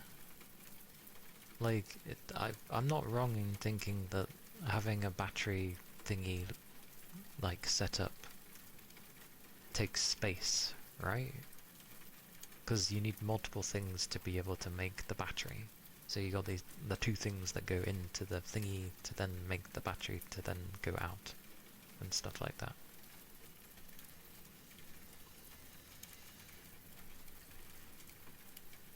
Like, it's not the biggest thing. Like, you can slot it in.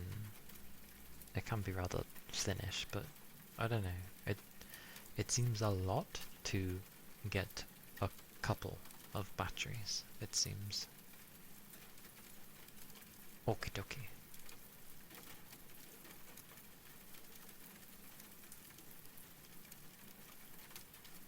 Or do not expect me to pronounce words.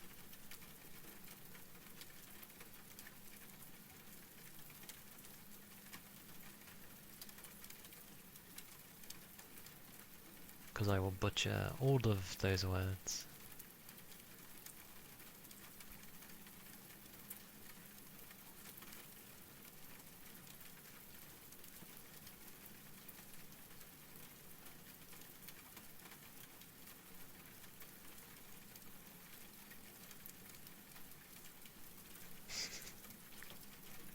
I have read it there, in my mind. I have read it. Remembering about Discord. But I see. I see, I see.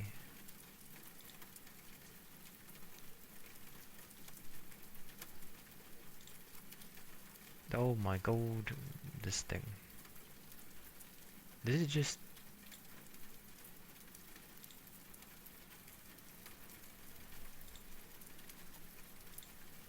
Did... Hmm?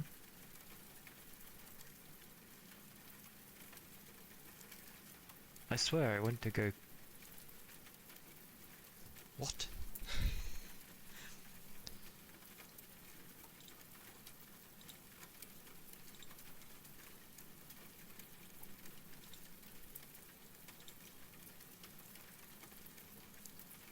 Oh, I am so confused.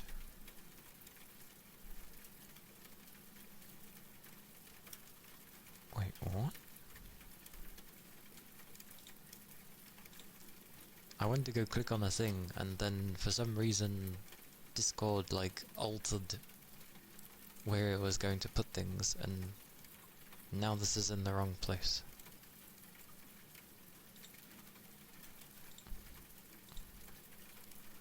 There we go. For some reason it moved the general tab. I have no idea why. I went to go click on it, and then it flippin' moved. That was so strange.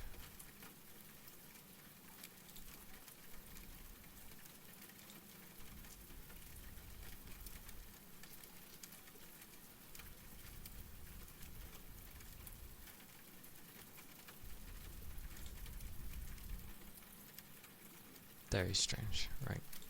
That's being weird.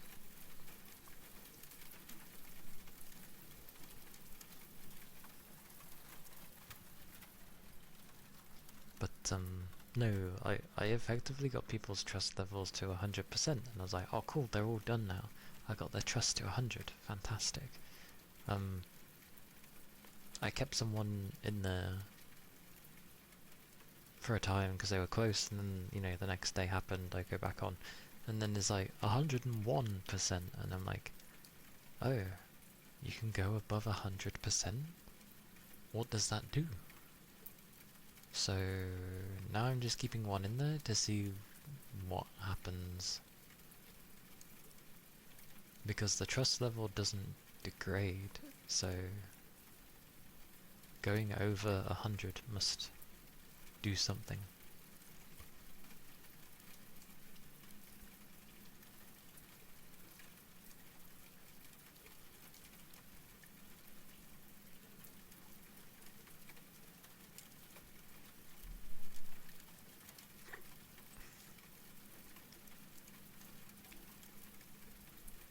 I'll eventually go through my base there. I think I saw a base from like a Japanese creator, and sweet mercy, it looked bonkers. I was like, what the hell is all this? It looked like a crazy ass city.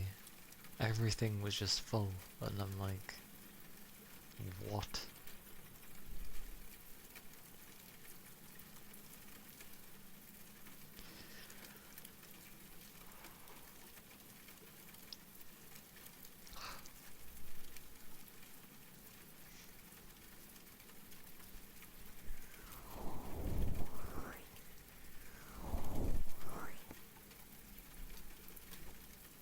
very strange.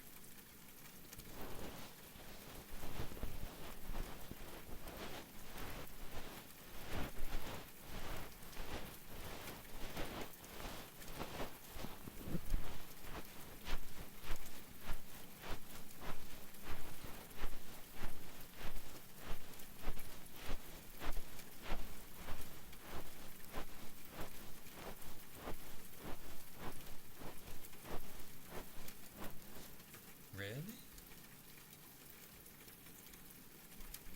There isn't? But it gives a photo mode. Oh, how can you have a photo mode and not have the option to turn off the UI?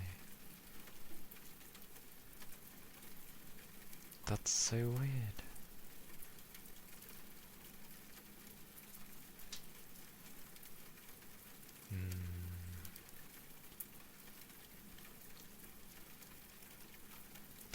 I feel like games like that should just naturally have a button to turn off the UI.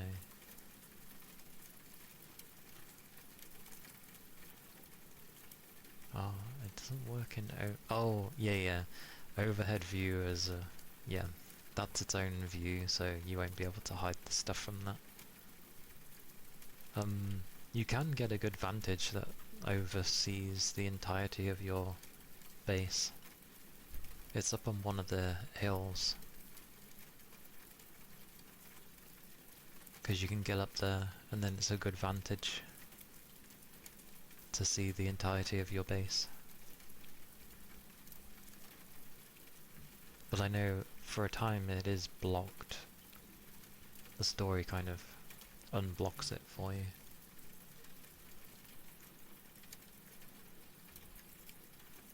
But yeah, overhead. The only thing that bothers me with overhead mode, or view, is I think it's still too zoomed in. There are times where I want to see more of the board, especially when I'm placing things. Because like, if you make a blueprint and it's fairly long, it just ends up being really long, and you can't kind of see where the hell you're actually placing the stuff. So then you have to like move the camera awkwardly and see the point that you're wanting to see, and then move things with it. It's fiddly. I wish it could zoom out a bit more. Especially as you can grow the size of the area that you can build in to pretty sizable, so...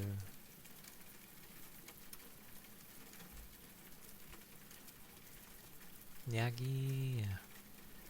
Hello Yagi. Thank you for the headpats. Oh, a drink you say. Don't mind if I do.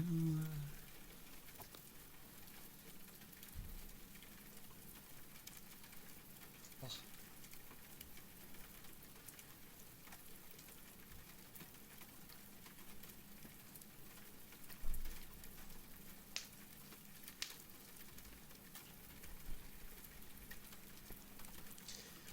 Yeah, the weekend be the weekend.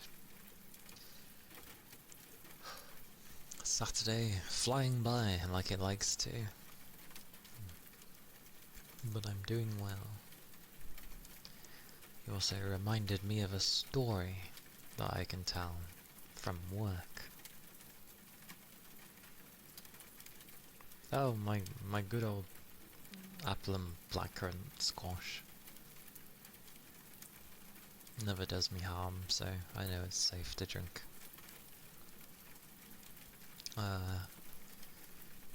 Yeah, the story was from work. Like, I was going on my break, and Gooba! Hello Gooba! How are you doing? How goes? Oh yeah, I meant to say, because you've been playing the Outer Worlds too. How's it been so far? How are you enjoying it? because I haven't been able to pop in yet. Meant to be mostly improved compared to the first.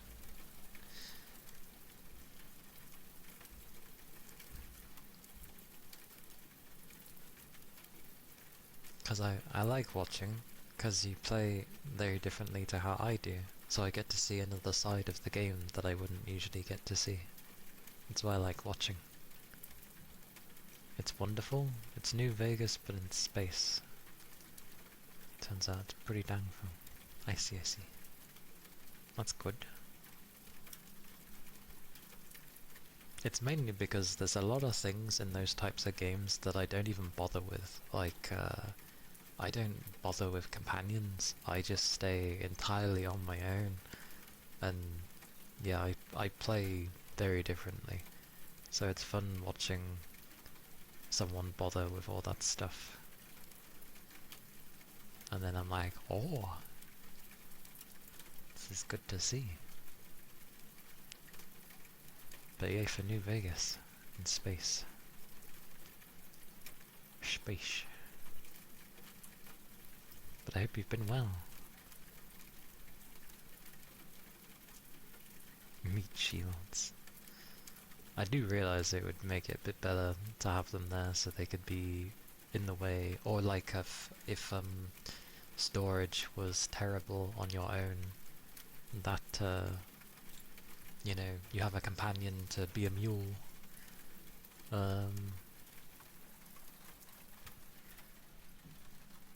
But yeah, I just have a habit of being on my own.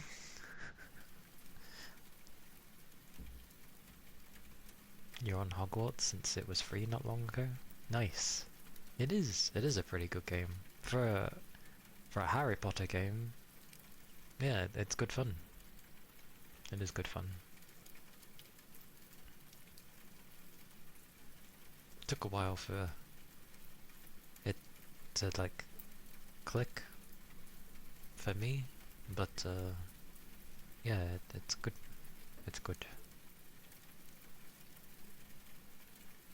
Same. I'm not too... like, I've only seen so many of Harry Potter things, but the game was fun. Yeah, most likely. But yeah, the crazy, well, it's not a crazy story, but just like, I went to go have my break at work. There's an older gentleman, shall we say, who very much likes to talk. I'd say he's quite smart as well. You want to play Legacy? Legacy? Legacy? What is Legacy? Oh, Hogwarts Legacy. I see. It's a fun game. It's fun. Hogwarts Legality. It's the name of when Goober plays it.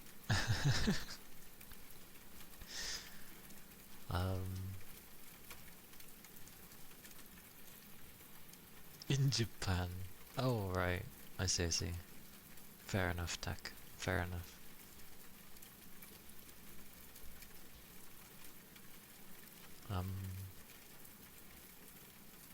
Effectively, though, randomly, usually he doesn't really speak to me, but, he ended up saying, like, oh, where do I see myself in 5 years? And I'm like, I don't know. And then he proceeds to be like, is there anything that like grabs your fancy, blah blah blah. Also asked how old I was. Made some type of passing comment about my age. And then I was like, okay.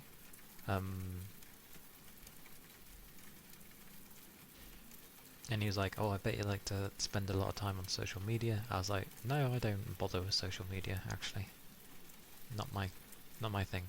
He's like, fair enough. And then he was like, well, you enjoy games and stuff? I'm like, yeah. And then he's like, music? I'm like, yeah. He's like, is there anything that, like, you'd like to do, whatever, blah blah blah. And I don't like having these conversations anyway with people I don't really talk to that much. But I was like, oh, like animation, like I would like to do animation. That would be cool. There's a bunch of stuff I'd like to do, but I said animation. Now generally when you say someone wants to do animation, what's kind of the first thing that you guys would think of if someone told you they want to do animation?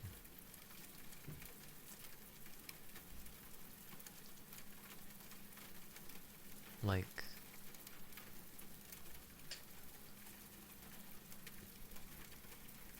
generally, I think most people would think of a normal answer.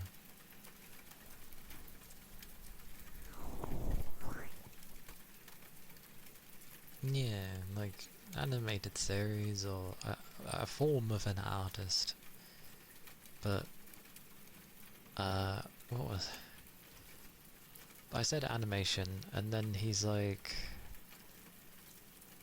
Yeah, softwares or movies. And he ends up going... Oh, so you'd like to make hentai then? And I'm just like... I'm like, what? I didn't respond in that manner. I didn't even actually say anything. This is a man who's like... old, by the way. But because I responded with animation, he took it as hentai. And I'm just like...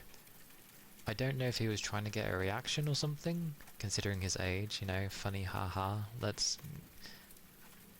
He probably wanted a reaction like what you guys have just done, of like, what? Kind of thing. And I was just like... I'm too tired at work anyway, so I just kind of... I'm just looking, I'm like... No. Like... Animations, making things, like... You know, things... How games have them... Films or something like that. And then he's like... Then he goes on to say it takes a lot of creativity and blah blah blah. And stuff like that. Says a bunch of other stuff, but then walks off. And I'm just like, why was hentai the first thing you think of when someone says they want to do animation? Do you know what I think of when I say animation? I think of Studio Ghibli. I think of things like the trailers you see from gacha games where they have really really cool openings. Cartoons, yes. That's animation. The first thing I think of is not bloody hentai when I think of animation. Far from it. Usually, if you to go by animation in hentais, from what I remember in the past at least, because I don't watch the stuff, it was very rinse repeat, crappy. Maybe if there were some that were good, it's still nothing crazy. Like, why would you think hentai? Yeah, like Disney animated things like Pixar films. Animation. Tech just listing a thing. But like, yeah, that's... I don't know how someone ends up getting to that conclusion. Like... Goes by my age. The fact that I don't bother with social media. I play games. Oh, clearly you must like these sorts of things, and it's like... Just no. Anyway, globes, yeah, I'll do globes.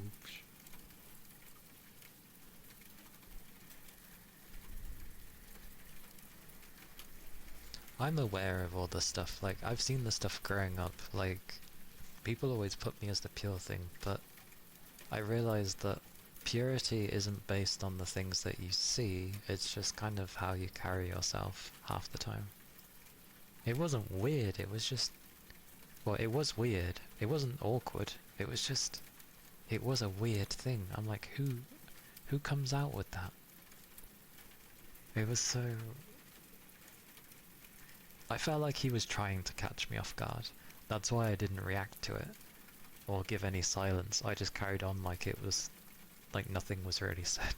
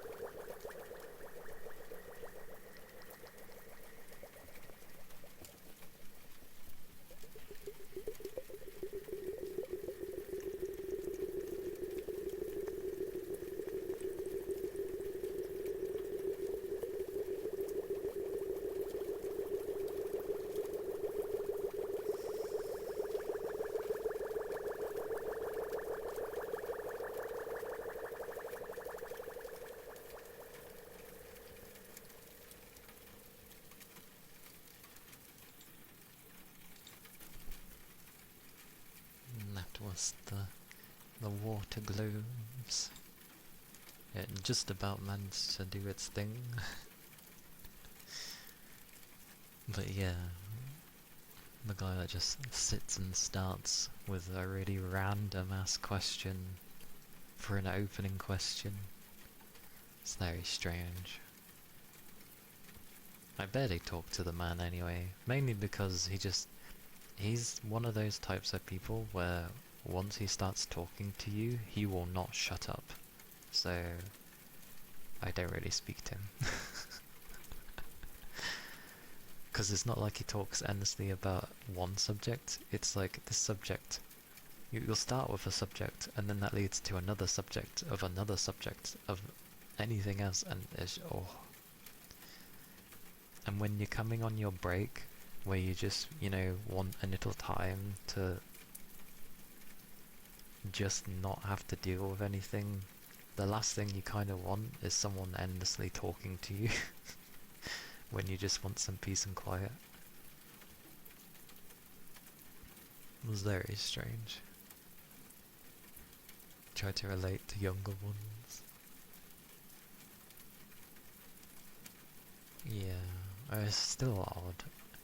I just took it as, oh, I wonder if he watches hentai. Maybe that was why he ended up bringing that up. I was like, maybe he likes that thing. I was like, he's an old man, so probably. That was my thought.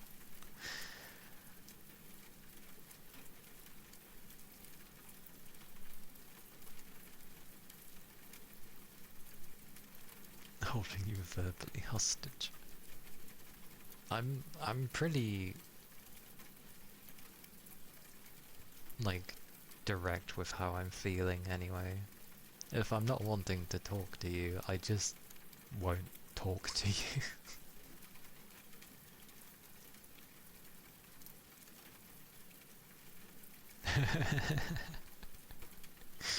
I give that every day, Goober, don't worry.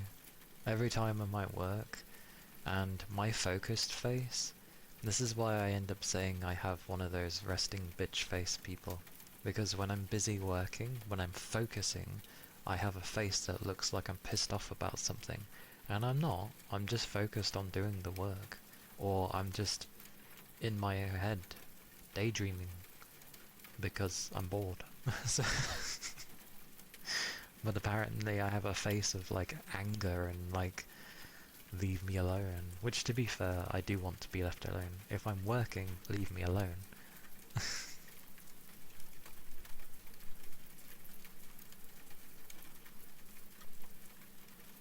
More inviting for people who don't like too much attention and just see you as an outlet. Yeah, that happened a lot in my secondary school / high school days. Because you're wanting to be left alone, people see it as you're approachable. It's like, what part of me is saying that I want you to approach me? Like, but I found that the ones that usually approach you are the ones that can't bloody read body language.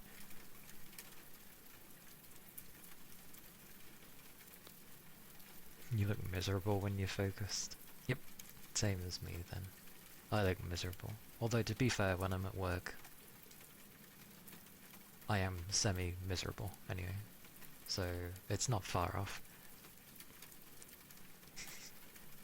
Dare approach me, mortal. But that is how things go.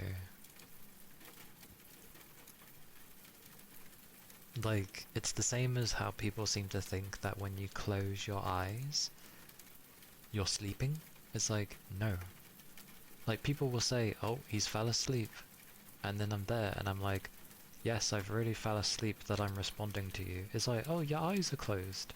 And it's like, and how am I responding to you right now? And then they're like, well, I don't know. Your eyes are closed. You're asleep to me. And I'm just like, oh my god. Why are people like this?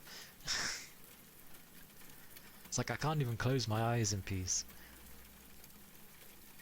It's like I'm just resting my eyes because I feel tired. I'm not gonna fall asleep at work.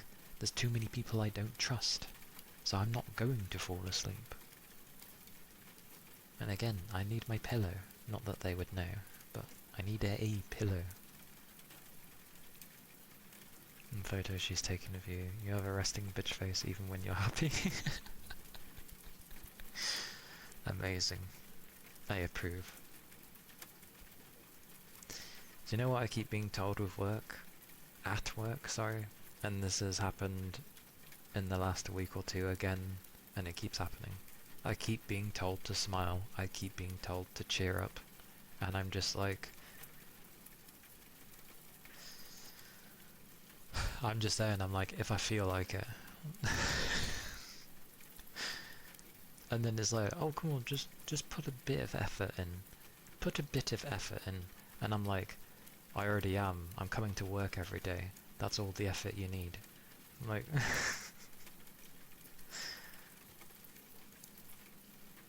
Apparently, because I keep looking down and annoyed, the keywords is I keep looking annoyed that I'm at work, and I'm like, yes, I am annoyed that I'm at work. What's wrong with that? It's like, I'm here to work and I get on with it. Like, can you please just leave me alone? However, among my colleagues, if they ask me to help, I have no issue. I've stated to them plenty that if they need a hand with something, just ask me and I will gladly help. I end up saying, I've never refused, have I? And they're like, no. So I'm like, yeah, just ask if you need help. I have no problem with helping people. I like helping people. It's fine.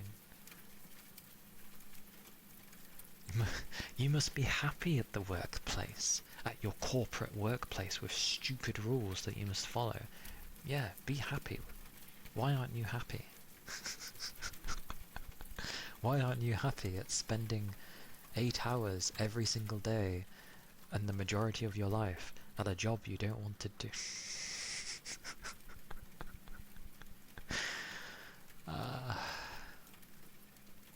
Either way, like, and then I get told, well, if you're not happy, like, find something that makes you happy. And I'm like, I'm happy to not work. And then they go, well, sadly, it's reality. You need to work. I'm like, exactly. So stop trying to tell me to be happy. Like, sweet mercy. I will find a job that can make me happy eventually. But can you stop telling me to be happy?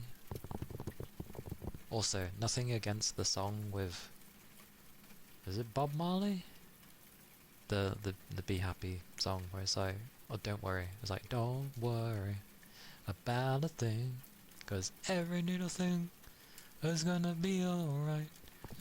That song annoys me for some reason.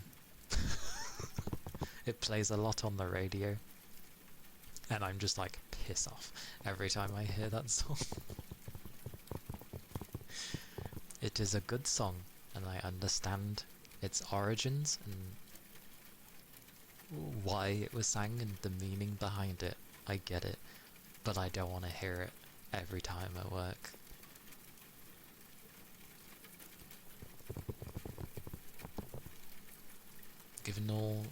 We've given you all the yearly pizza parties you could ever want on Gooba. If only I'd be given pizza parties at work. Do you know what they give me at work?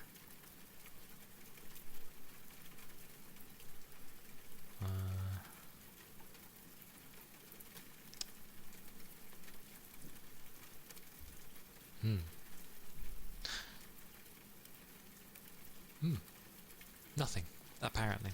I don't get anything. I work there, that's it. They don't reward you in any way. They don't give you little burger things. We used to get the chippy now and again. Used to. Not anymore. In summertime, on our really hot days, on the actual hot days, where it's, above 30, we might get lucky and be given a lollipop. A lollipop? An ice pop, sorry. No. Why am I saying that weirdly? Ice lolly. Ice lolly and maybe a cold beverage. So take your choice. Coca-Cola, Dr. Pepper, that kind of thing. 7-Up. Chippy? Chips. Fish and chips. It sounds really basic, but fish and chips, at least from Britain, is actually really nice. Not all over, there's some crappy ones. It's a fast food place, basically. If you can find a good chippy, it's actually really nice. People question it initially when they haven't tried it, but whenever people come over here, finding a good chippy and actually trying fish and chips, actually really nice. They end up understanding it. Like, it's different from doing it at home. Like, yeah. Yes, pretty much. Yeah, a nice good old battered fish. Especially when it's been done freshly.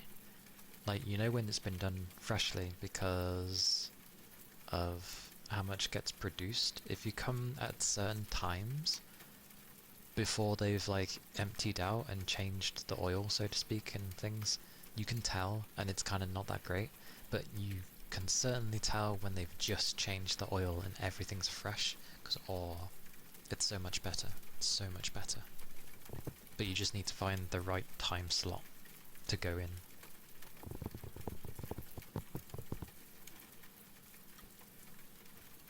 Yeah. Plus, I've worked in a diner, and I used to have to do different kind of chips and fries and crinkly stuff and all that stuff, and cook burgers and such. So I know what the difference between fresh oil and very used oil, the difference it brings.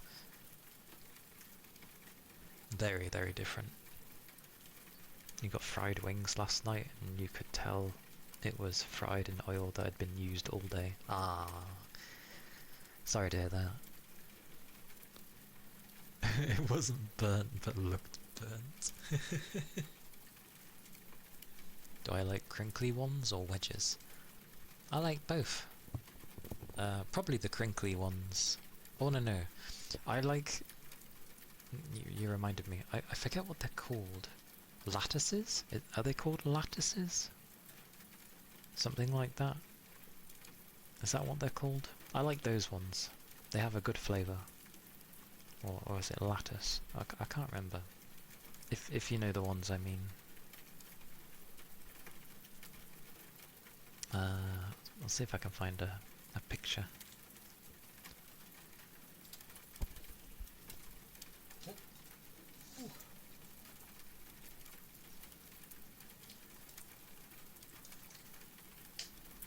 Let's hope this thing understands what the hell I'm talking about.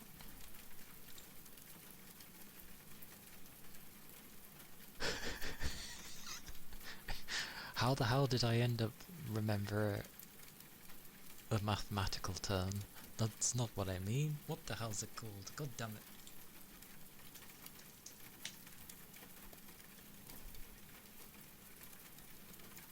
Oh, no, there is a lattice of a pastry as well. How does this one look? No, not the pastry. Oh. What is it called? Wait, is... no, it's not those.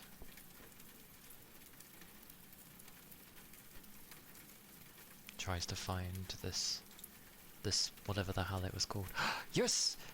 Yes, potato lattices. Of all things, it's Tesco, but I need images. I need images. That's of that one. Where the hell's... Stop showing me crisps. It's not a crisp. Well, it is a crisp, but not a crisp. Okay, so I need to put potato in front of the title. But...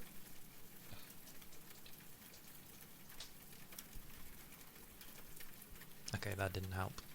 Oh, wait, no. Yes, it is. Give me this image. That's a terrible image. I think I was better with that one from Tesco's. Where's the Tesco one? Come here. Tesco calls it Tesco waffle fries. But then on the packet it says potato lattices, so you can get your head around that one. Save the image into my desktop. Go. Begone, foul beast. Waffle fries. Yeah. Waffle fries.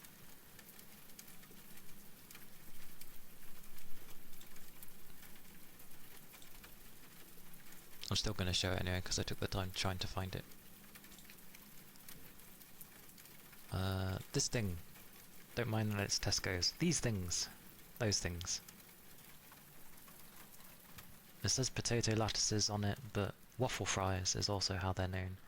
Those things. I like these. These are nice. Like, if you do them right, oh, they're nice. They can be spiced as well. Oh, this one actually says lightly spiced. Yeah, they just have a nice spice to them. Yes. Same. Same. I wouldn't have them too often, but as sort of like a treat or something, to have now and again is really nice. You always spice them up. Good. They're nothing without the spice.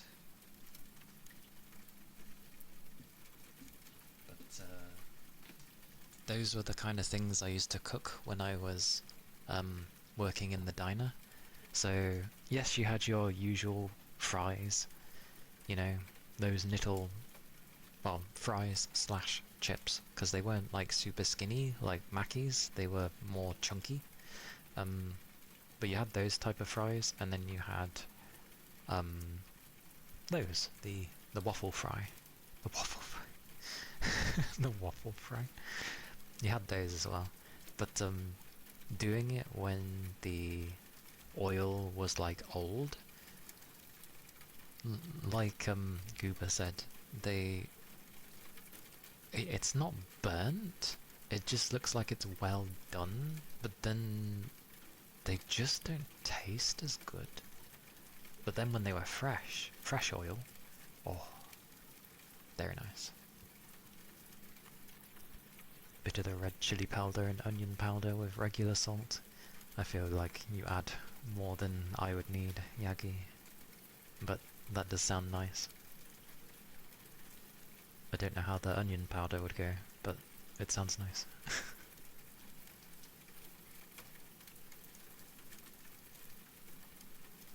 Definitely tasty though. Definitely nice having them be like spiced up. It is good stuff. Regular salt. Poor salt.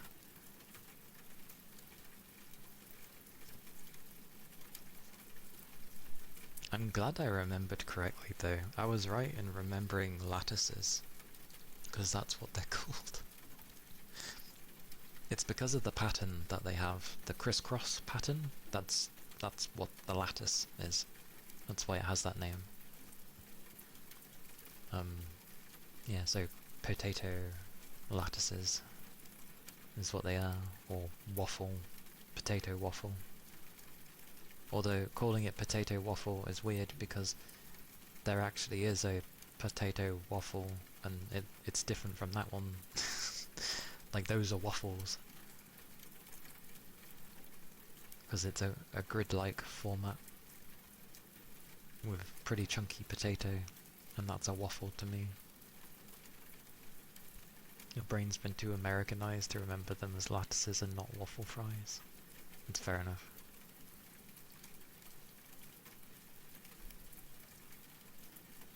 That is fair enough. Oh, I guess waffle fries would make more sense, because they are on the thinner side, compared to an actual waffle. So that's fair. Waffle fries. Fair enough. That works, actually. And then, so potato waffle can be, well, a waffle, and then the waffle fries can be the thinner, the lattices. Yeah, that's how it works. God, that's like having 4 categories when you only need 2. Humans really like to categorize things, don't they?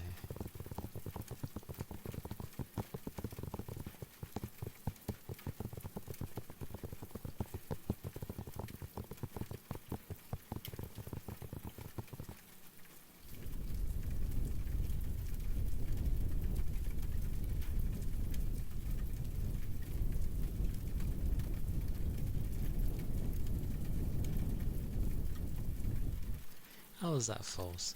Humans love to categorize things. We love putting people, things, anything into a section so then we know how to deal with it. Oh, you put your jokey face. There you go.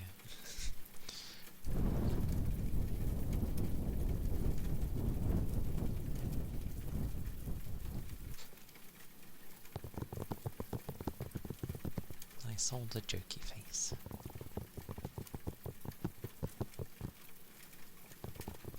The human brain does a lot of things in a very small package if you think about it. Yeah. Streamer? Who's a streamer? I may stream, but I don't know about streamer. It's a fish. What shall be taken? Whooper. Whooper is glorious, to be fair.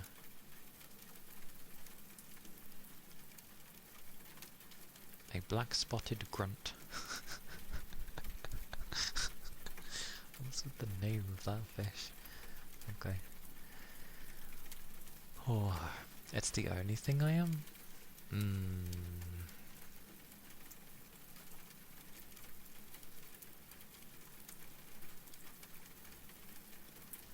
I don't know. Good question. What we got now? A branch! Oh my god.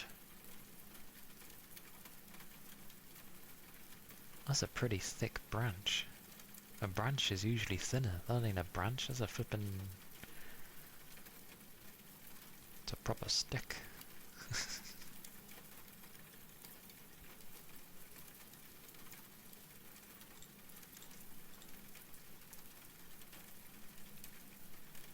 What else is gonna come?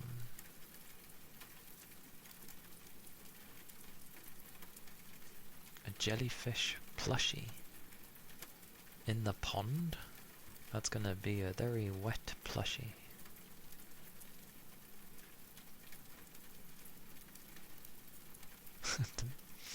For some reason when you say thong, I equally think of the foot thing, the flip-flop, because I know that's what Australians call those things, and then I think of the thing that you'd wear on your, you know, your waist. You love that plushie? Jellyfish. I imagine it would be pretty huggable, considering.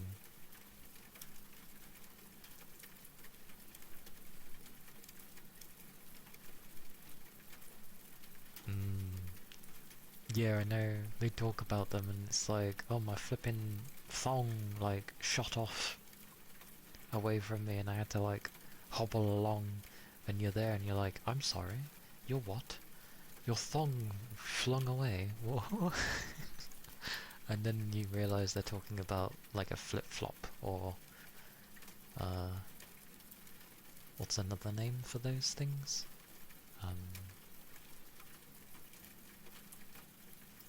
Good question. What is the name for those things?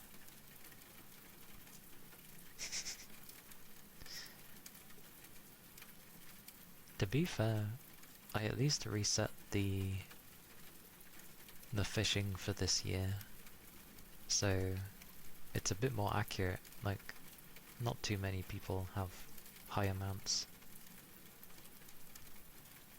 Oh yeah, flip-flops, sandals, thongs, slippers. Slippers are slippers though. Like, a flip-flop and slipper are two entirely different things. English are confusing.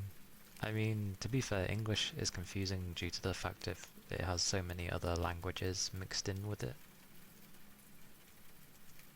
Whereas I'd say everyone else's language might have a bit of another one mixed with it, but generally they're going to be quite similar. Whereas English is taken or has things from really old other places, and then you start mixing completely other different ones in with how it is. Like, if you were to hear actual English, it would sound just as foreign as every other foreign language. It wouldn't sound like it does today. I'm not even talking about ye old English. That's not old English either. Old English, before people invaded us like crazy, sounds like a load of gobbledygook. Like, it's a load of gobbledygook. So yeah, going in the past would be detrimental, because you're going to have probably a very different version of your language. I wouldn't be able to do anything, because yeah, before these and thous, yeah, pretty much. Like, those are more of just like abbreviations of similar words, so it's okay. But I think I remember hearing some actual proper old, I'll call it ancient English. Couldn't understand a word of it. Entirely different.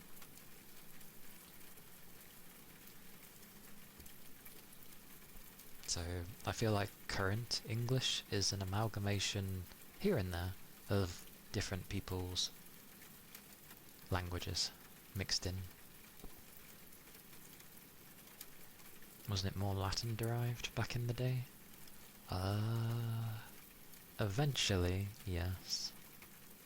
Eventually. because like how many languages have like masculine and feminine versions of words, the English language also used to be that, of having masculine and feminine. However, they got rid of it eventually, so it doesn't exist anymore. There are no masculine and feminine, it's just normal. Like, it's like enunciating and context as well, but like how you are saying the word is more important. Gender neutral, basically. We just got rid of it, yeah. There is no gender for the words anymore. It's just a word. Like there's not a special word for the guy and a special word for the girl. No segregation, it's just we all use the same thing. Which a lot of people can struggle with. Does it mean you run around with the grippers out? Oh, the footwear thing.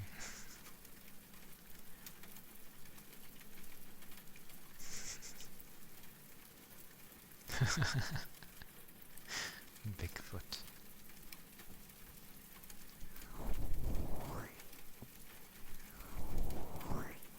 I always had a thing with flip-flops.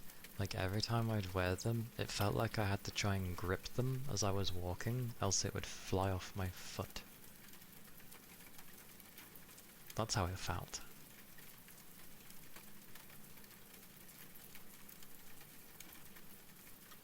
But yeah.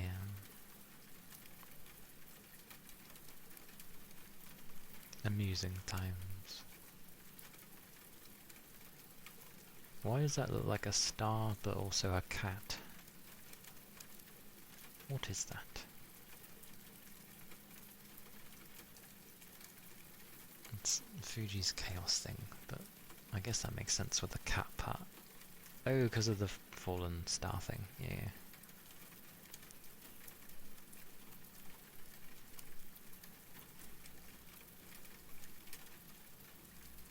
That was weird. Why did the chat randomly disappear on the screen? Oh! Oh, it was Stream Elements. What did you even say, Goober?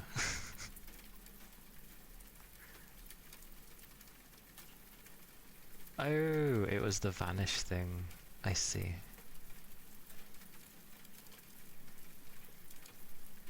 I forgot I had that on. I remember turning it on because some people wanted it.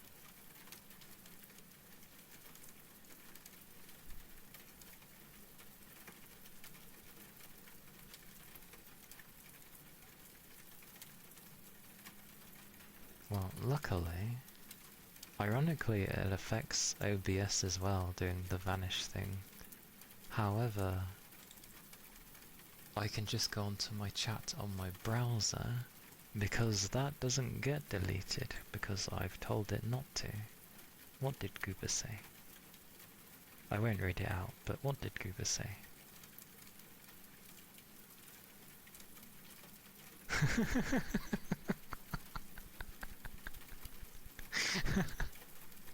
That was amusing. Why would you banish that?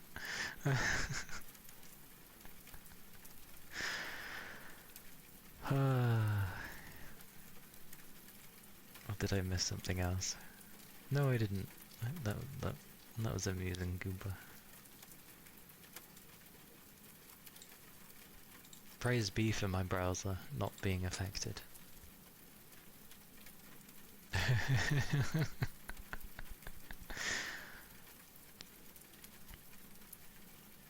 True, but it actually does delete the things in OBS, which is surprising to me. Like, that must just follow the Twitch chat then by default. It's about feet.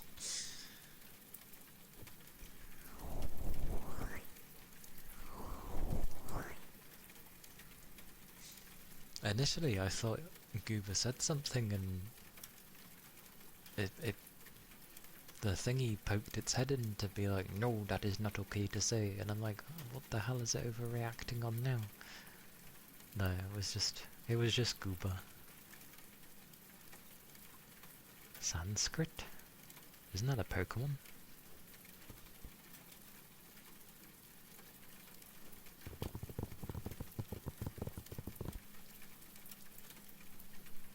Hmm?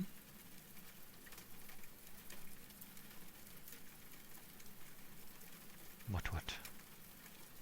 Now I'm confused.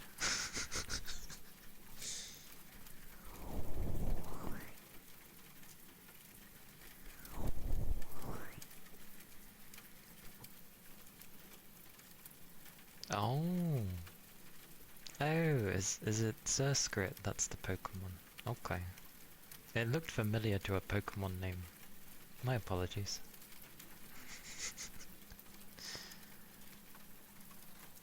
They reminded me of the Pokemon. So sue me.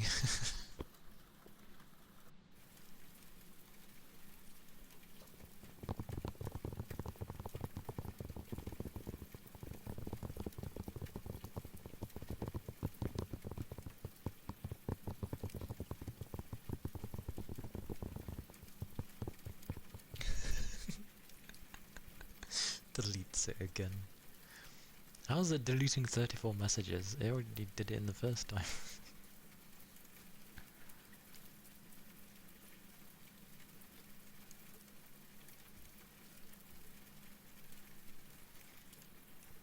Ah, I see. Clearly I must screenshot my browser then. Out of context goober. I'm not that bad, no. I usually forget to do half the things I go to do after stream.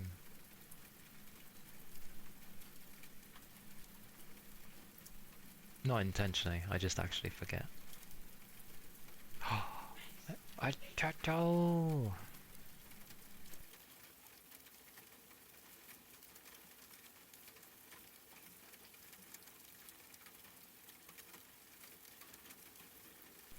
Glorious turtle. I like turtles.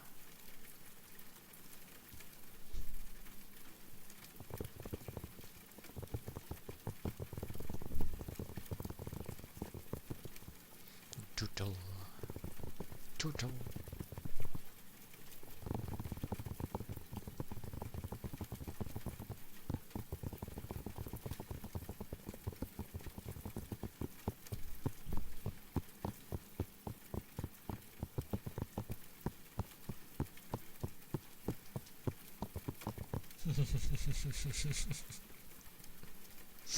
Such clipping.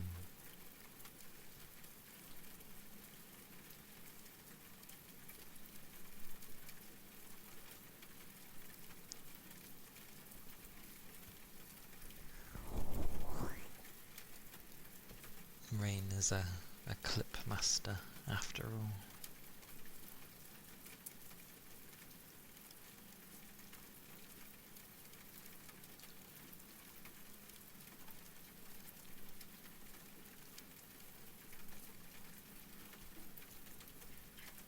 Damn it. I end up wanting to show trailers. This is why I don't watch trailers, because I end up liking trailers.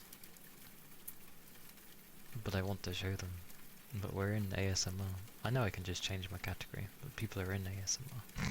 It doesn't work. Let's watch some trailers. Woo. I like that my hair changes really easily. Praise be.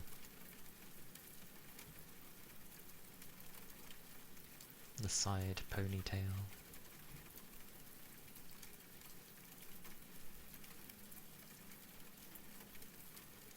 True. I could do.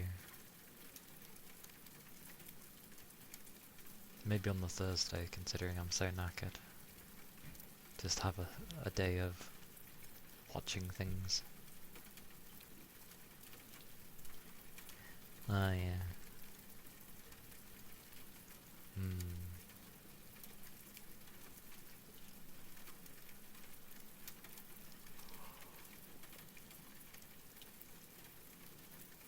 Oh.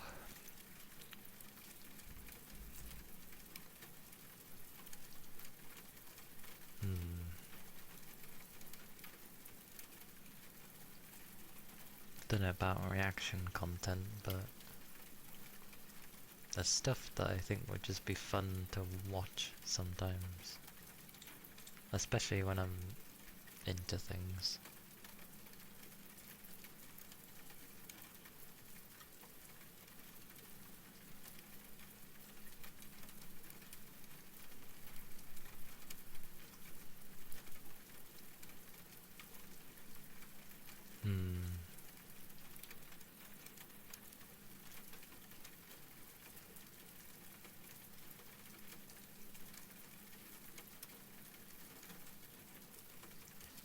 Things I'd be in the mood to watch at the time.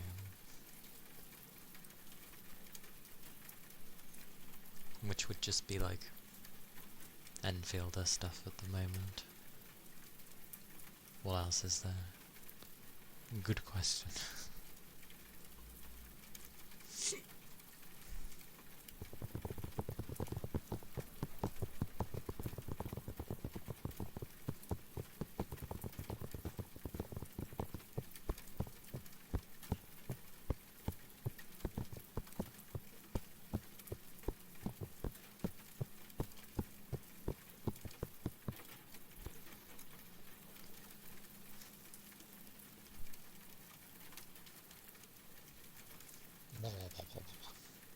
Great googly moogly. Oh, thank you for the headbutts. Whoosh, whoosh, whoosh.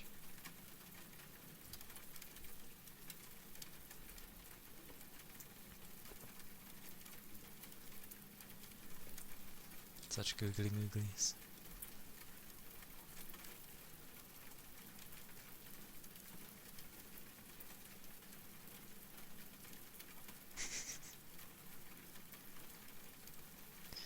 What is with those eyes?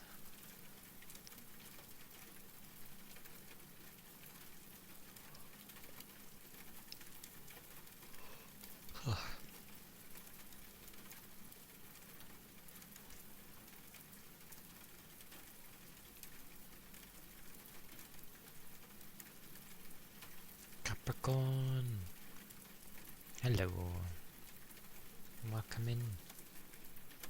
Hope you're doing well.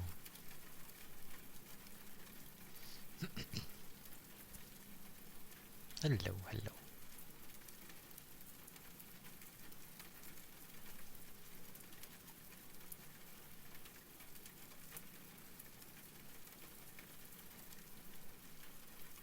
It's nice to chat there. At some point we need to like watch things as well.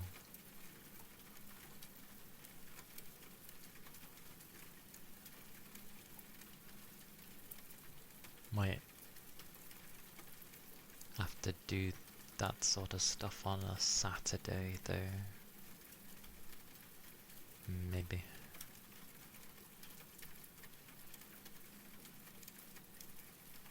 Slept a bit too much in the noon, now your head hurts. That sucks when you sleep a bit too much and your head goes, what's it? Usually just needs oxygen and such. Sleep more? No. Drink plenty and get some oxygen in you.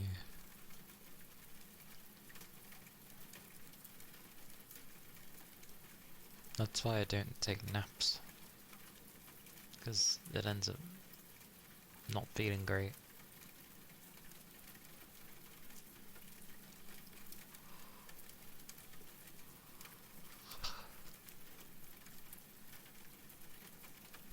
Yeah.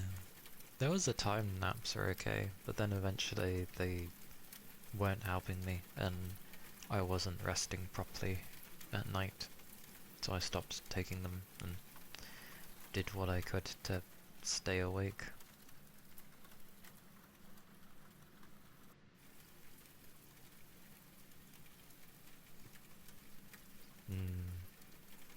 I'll lay down.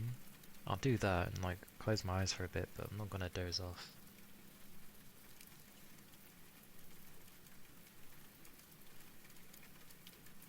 Or if I feel like I'm about to doze off, because usually, or at least I have it, where if it seems like I'm about to doze off, I just get up and I'm like, nope.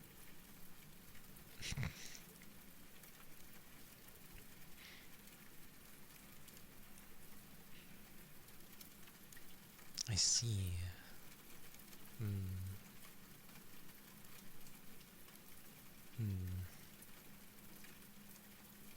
They don't go away till you sleep again. That's a weird one.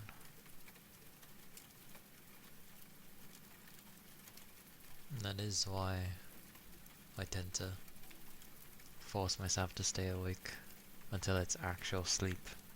Because then I'll actually sleep because I'm too tired.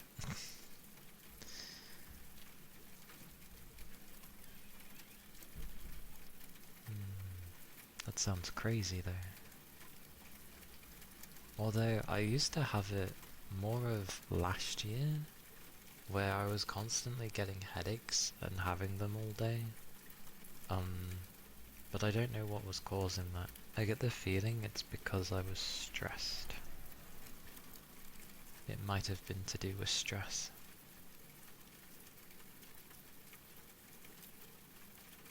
Because I haven't been getting them lately, but I realised that I'm not as stressed as I was. So that's why I'm not really getting headaches. But I'm starting to get the whole wonderful eye twitch thing.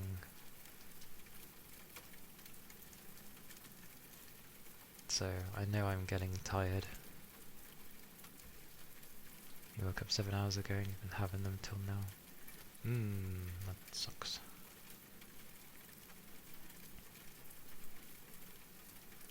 I wonder what causes that.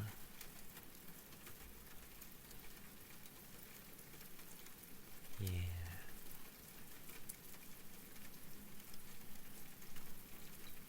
Not much you can do when you start having twitching. Other than, you know, it just wants you to rest, but don't get that option.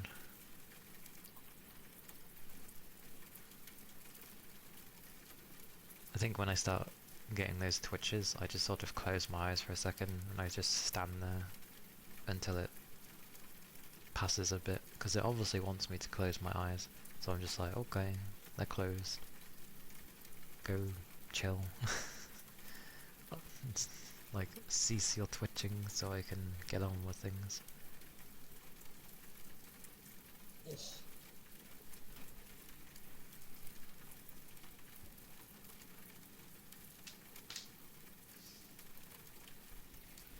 Stretch.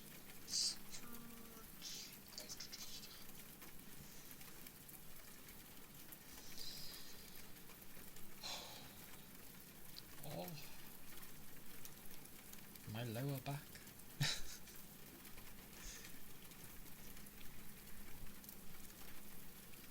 You wash your eyes if it's bothering you. I should probably do that, to be fair. But when I'm busy getting on with work, I can't be asked to really do other things, so I'm just like sort of working half-half, as in like I'm working, but then I'm like closing my eyes here and there while I'm working. Because I'm so used to how I work that I don't necessarily need to see. So I just sort of keep like gradually opening them as I'm working, and then I'm like, yep, and I'll do that for like segments at a time throughout the day, which seem to help it.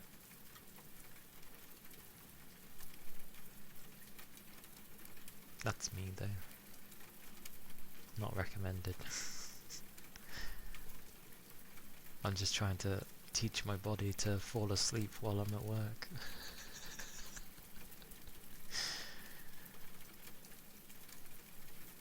then the day can just pass by. I imagine it would help with the twitches if you were to wash your face, or your eyes specifically. Because usually you'll figure that there's either some sleepy dust or like they're feeling greasy in a way from the tiredness, if that makes sense.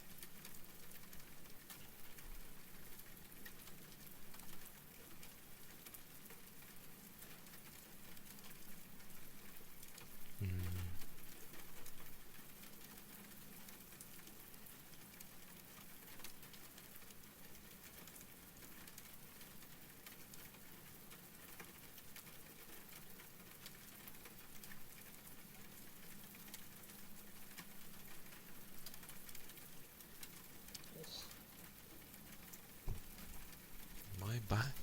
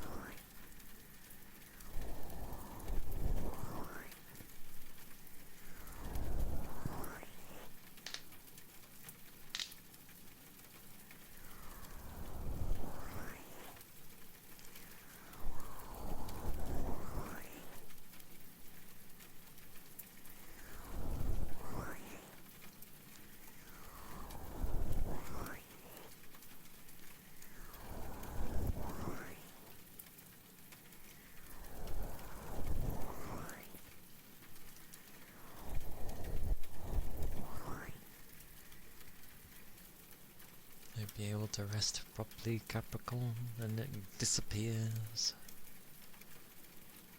Headaches do indeed suck.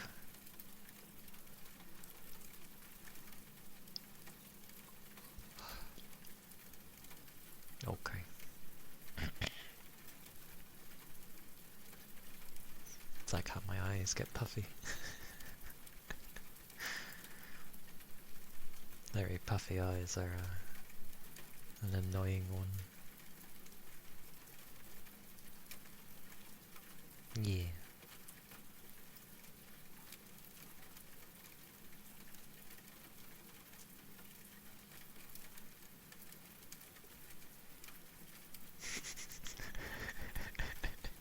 Rest well. I always find it amusing how that cover just auto rises up on the kitty.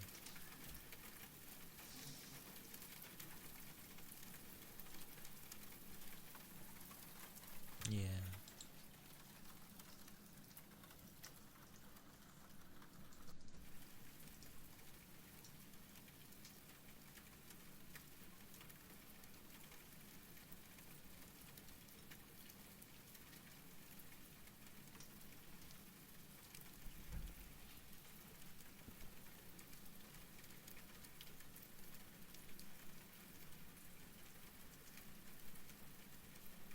It is amusing.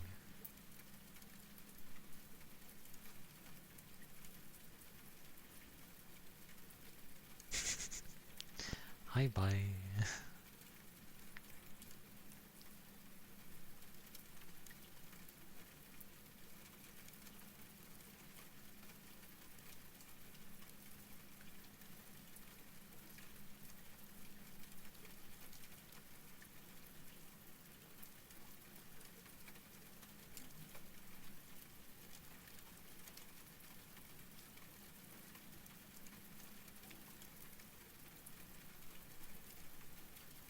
At least with that one, they're actually doing it themselves.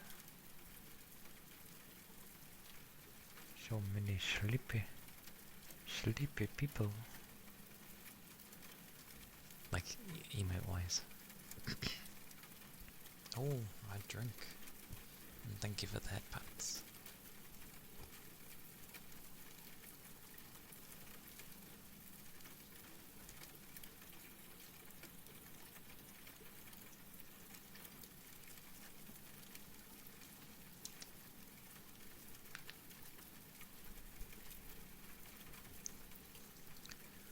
I don't usually. Although I do notice when I tend to play some games, I tend to forget.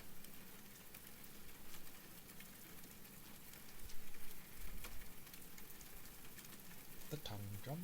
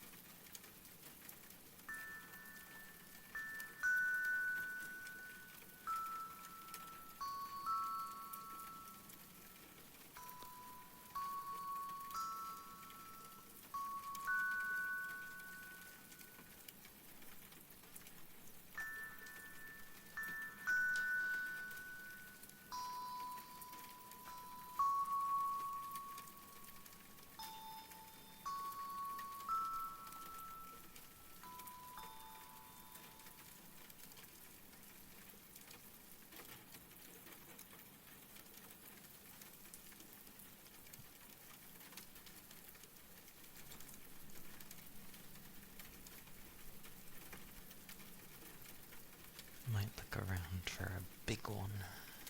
Or the bigger one. Be nice to actually play a proper song and not the beginning notes of it. It does have a nice sound.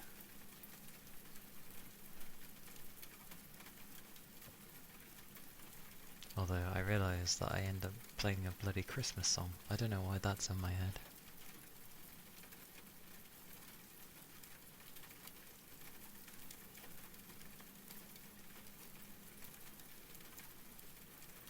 But nice, slow, gentle sounding songs will be nice on that thing. Yeah, I mean, we're getting near New Year's, so New Year's isn't that much after Christmas, so, you know, it works.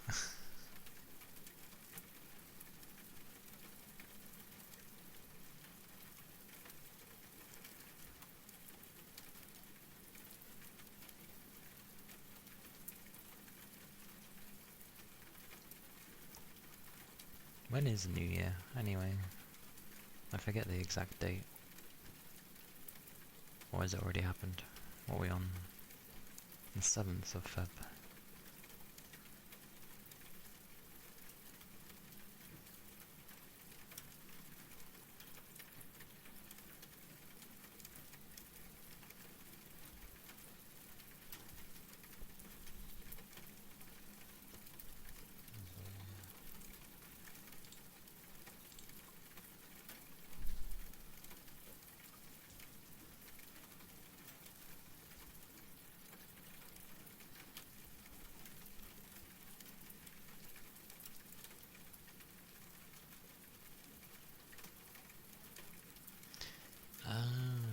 So in 10 days.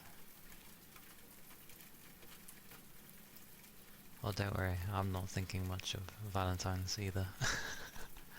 I debated I probably should, but yeah, it's fine. Yeah, the new year is from Feb 17th, and then apparently goes up to Feb the 23rd. Do you know what's funny? It's meant to be the year of the horse. Can you guess what my thingy is? The thingy of me is meant to be a horse. Well, a metal horse, specifically. Oh my god.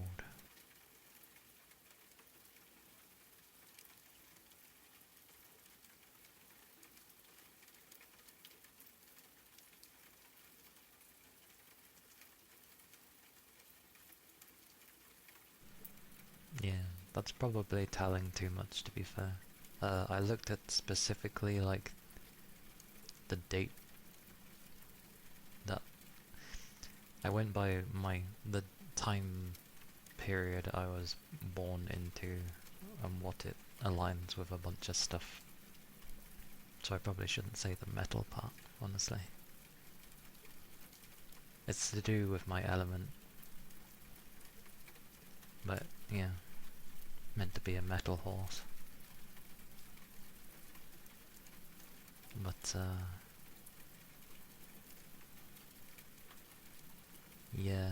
Considering this is meant to be the year of the horse, and I had...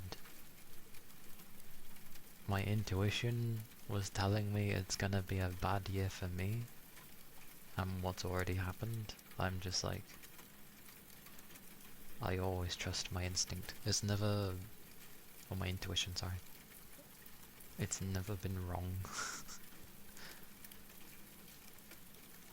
If I ignore it, that's my own fault, but it's never been wrong. And yeah.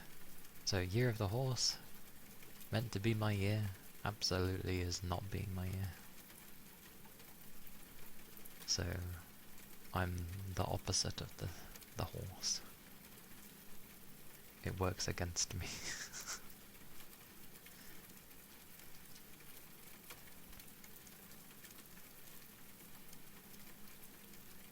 But I like that it doesn't really change much, even depending on whatever thingy you end up using. I know it's stuff we came up with in the first place. But, considering when I... like...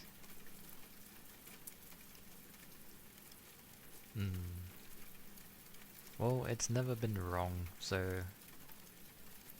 I've learned to trust those feelings, because they tend to be correct.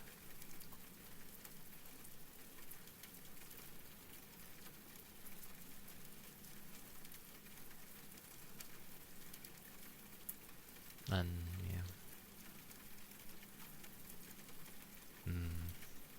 yeah. I don't always listen to mine either. Which again is my own fault. But nah, it's fine. Hey Big Chum.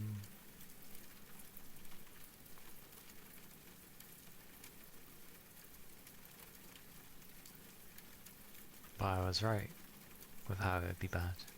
With different things, but yeah.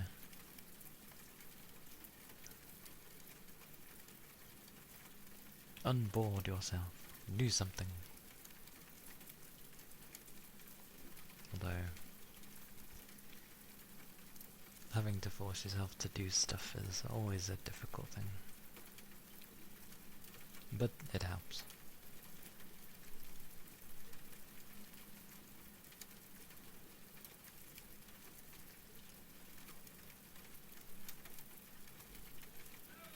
Oh my god.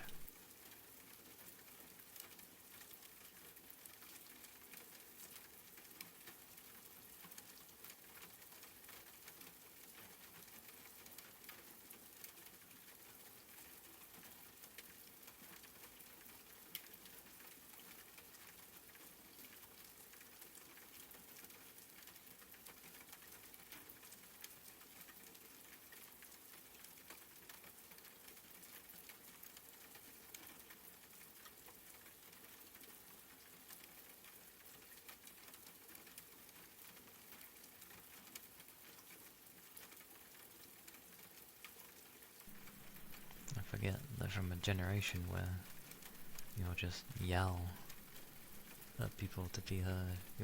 You know, if they're in one room, yell across to the other room to be heard. It's just like, just physically go to the person and talk to them, then you don't have to yell.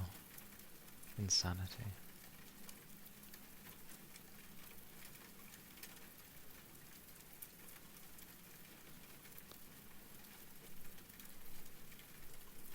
Never understand when people try saying that as an argument perspective. This person was lazy though. It's like, that's them, not you.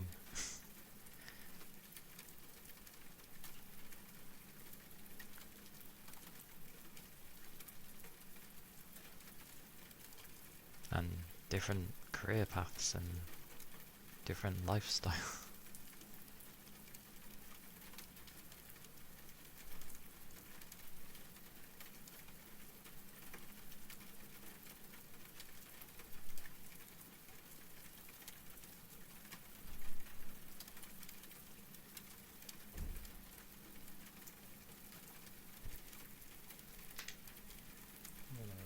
Random comment. It's that what I just said as well.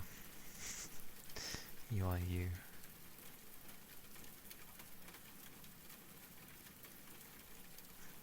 You are you, and he is me.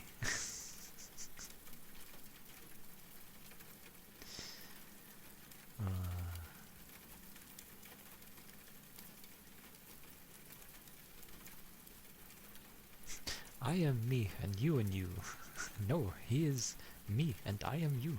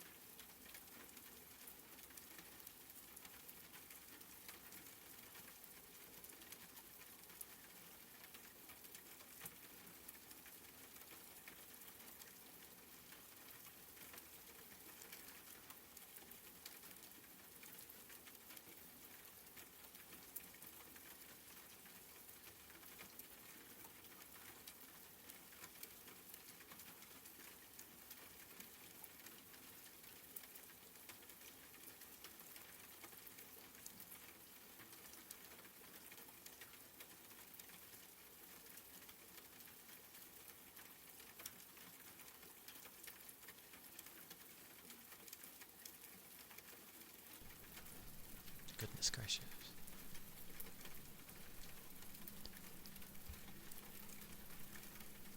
I mean, with coolness, you're allowed to be as cool as you want to be. Especially when it comes to yourself. And I have... What is this again? I have katsukori!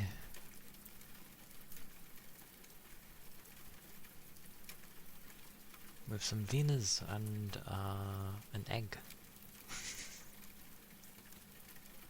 And Rush Hour is a gem of a movie, yes. Good film. You didn't defy a generation? That makes it sound like you're trying to go against a generation. But I know what you mean. Times were very different back then. Yeah.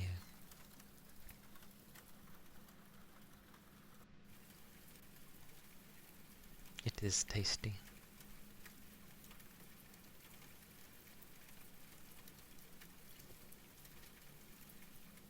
It is tasty.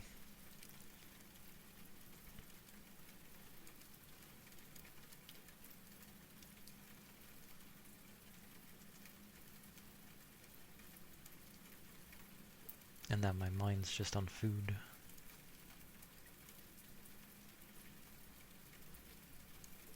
Yeah.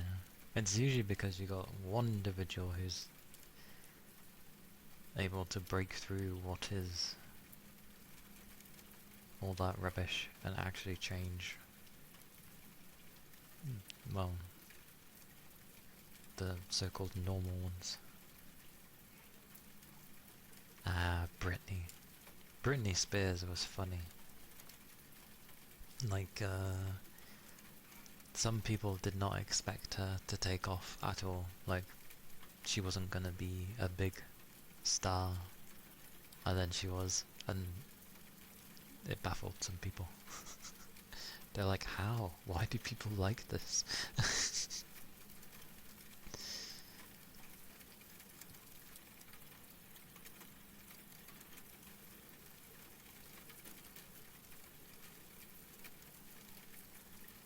I mean, if you look at a good portion of her songs, there's a reason people probably thought that. But that's the usual of people imposing their views or impressions of someone when they don't actually know the person.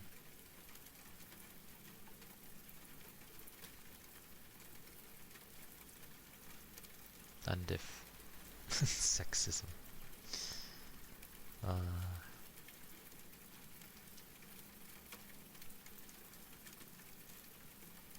Reminds me of a video that I saw where there was an article about a young boy who was under the age, obviously, who technically did have bad things done to them, and because the woman who did it looked good, everyone was basically saying it's okay. And that clearly the guy was asking for it, even though he's just a kid. It's like, what is this double standard? What the hell? Oh, it's okay if a woman does it, but if a bloke does it, it's a different story. There's plenty of stories like it. But it's just ridiculous that the majority of people go, oh, I wish that were me. And I'm just like, no you don't. Not at that age, you don't. And then, you know, the whole, he was willing, clearly. And it's like, no. He doesn't know what the bloody hell he wants or what he's doing. Not at that age. Like, they're called kids for a reason.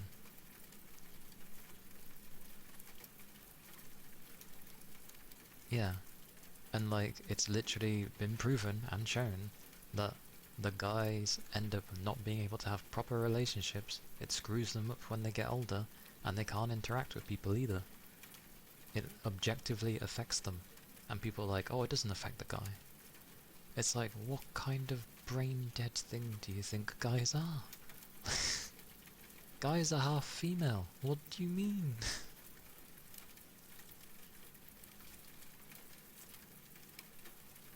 But if you did it the other way, and it turned into an older man went for a younger girl, underaged girl, suddenly everyone's like, oh, that's not okay.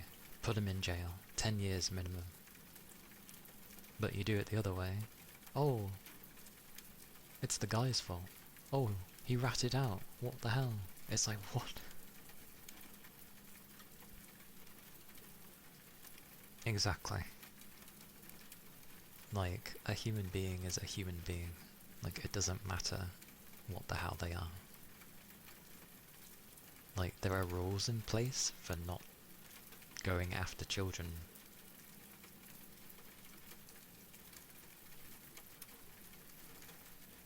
But just unbelievable that, and this is why like, so many, obviously on both sides, so many end up not talking about it because obviously it's not really a nice thing that they want to talk about or be reminded of what they had to go through and all that other stuff. But like, I think there was also a different thing. This is a way of the sexual assault things where it's like, I seen another article where it was like, guys might get like a handful of compliments throughout their life. Their entire life. Which I'm like, sounds about right.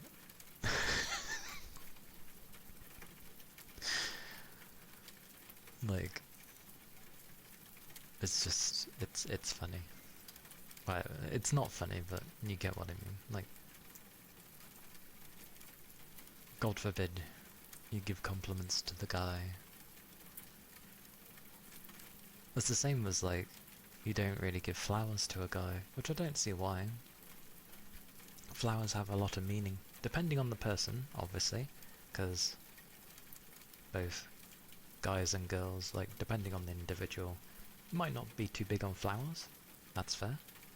But like, I feel if they were into the sentimental value that flowers can bring, that regardless of who you are, it can mean a lot.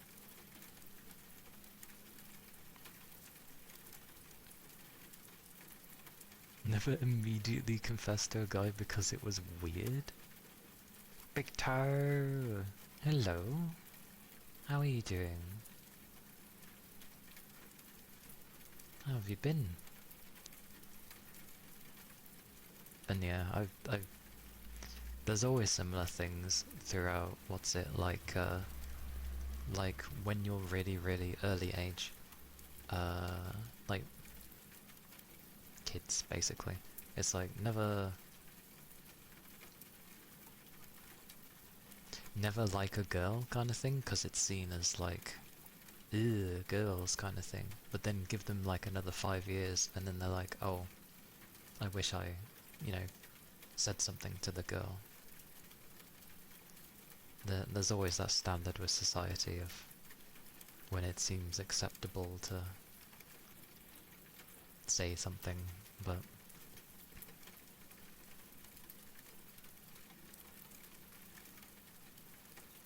yeah. I mean, the way things are going, guys are like less and less wanting to even profess love, because half the time it just gets thrown back in their face. It's just like, okay, so you got someone who's managed to have the courage to say that they like you, to be like, would you like to date, kind of thing. And then you just get those types of people that, I don't know, just go about it the wrong way and say mean things and then kind of put the guy down and then don't bother and expect that the guy is going to keep chasing them if they really like them. And it's like, well, not if you're going to say crap to them.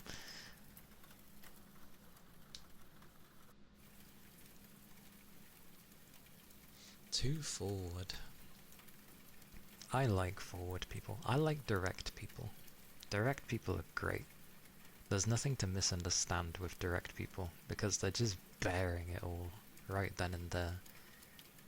But it comes in different forms, like they either don't care, fantastic, or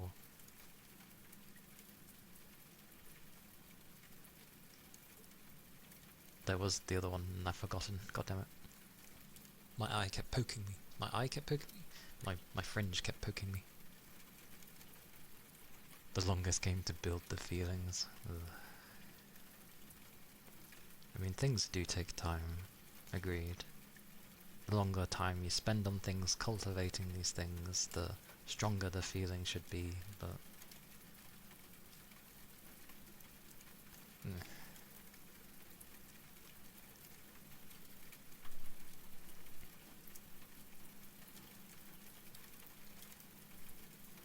What is going on with my phone? I've never seen it light up so much. Goodness. No double texting? What, sending a message and then sending another one right after it? Is that double texting? So you just send one message and then you leave it alone, kind of thing?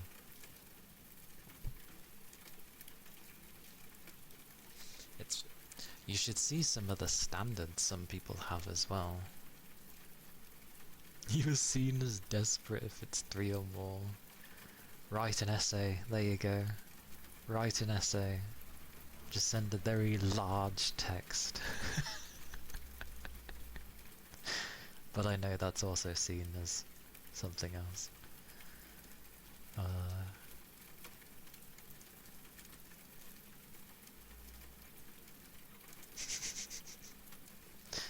That's why I didn't really bother talking to people. I can't write in short sentences. I've never been able to do that. I try and keep it short, but it always ends up just getting bigger. Formal letter declaring my love. Beautiful. Well, luckily I'm not too fussed with trying to find relationship, because sweet mercy. Don't expect commitment. It's a relationship. Of course there's supposed to be commitment. People just assume everyone's gonna cheat. It's like, well, then those people suck. You shouldn't cheat on the one you're with. But it's weird how that view is kind of disappearing. Situationships. Not heard that before. That sounds horrible. So, would situationship be like, oh, you just are these... So it's like you'd be a couple in this type of situation kind of thing? Like, oh, this situation has occurred. Okay, we're now like this. That sounds mad. What on earth?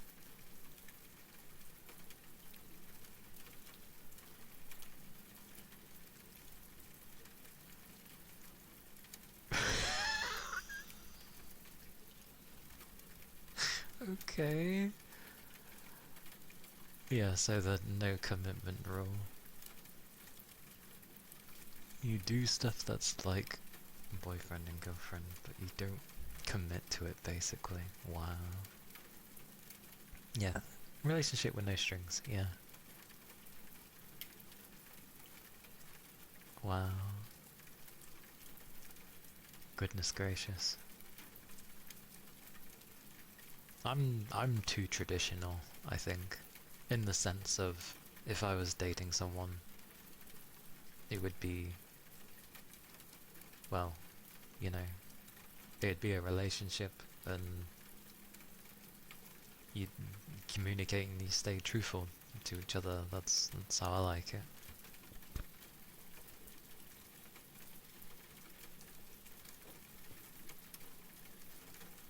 Yeah. I wouldn't be the type to have something with no strings.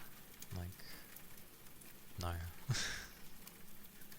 But I'm a different type of generation, I guess. Some people compare it to friends with benefits, but that's more sexual. Situationships are for just non-commitment. Greenings! Greenings, Dirk. Greenings. Hello, hello.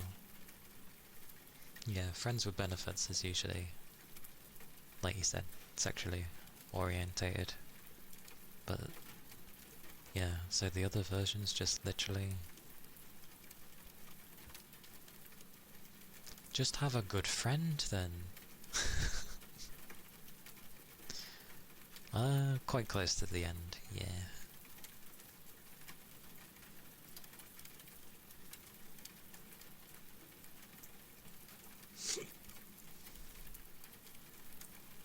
No, I ended up going on to how situations with, depending on if you're male or female, is different, and it kind of extended into how nowadays, at least with the newer generation, they don't really like to commit to relationships and such.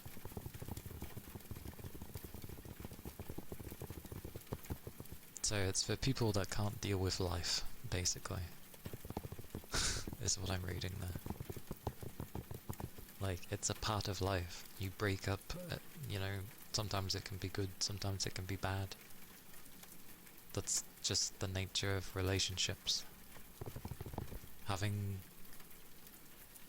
situationship thingies where you're not really going out or doing anything, but sometimes you act like a couple, just feels like you're always treading on eggshells, and is gonna make you more anxious. Hey Toby! Hello! Hello, hello. Oh, I know.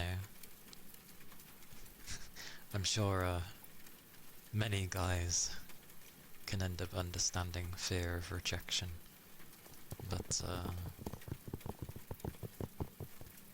it is what it is. Like, just learn and move on from it, but not everyone has that ability. That's why you avoid all people and you go to Magic the Gathering instead, or you get into waifus, or you know,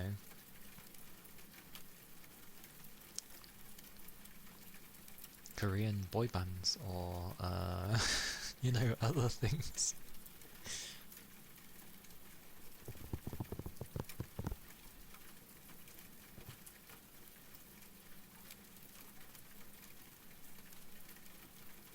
Yeah, I had a friend like that back in college day, where we were just really close friends. And yeah, sometimes we'd hang out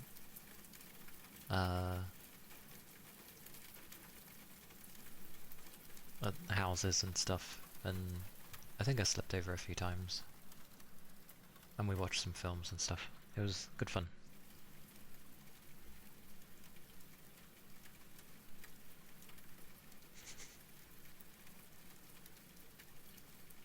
Cardboard is forever. Oh, remember Toby, there's things other than cardboard. You can have the dakimakuras as well. The big long pillows. You got those as well. I have not bothered with those because I feel like if I end up having one of those, like actually use it, I feel like that's proving to myself that I'd be lonely, so I tend to leave them alone. Remember, dakis don't have to be always showing stuff. They can be sweet as well. You're literally just putting the artwork on a giant pillow, that's all. So it can be whatever you want to put on there. Doesn't always have to be something sexual.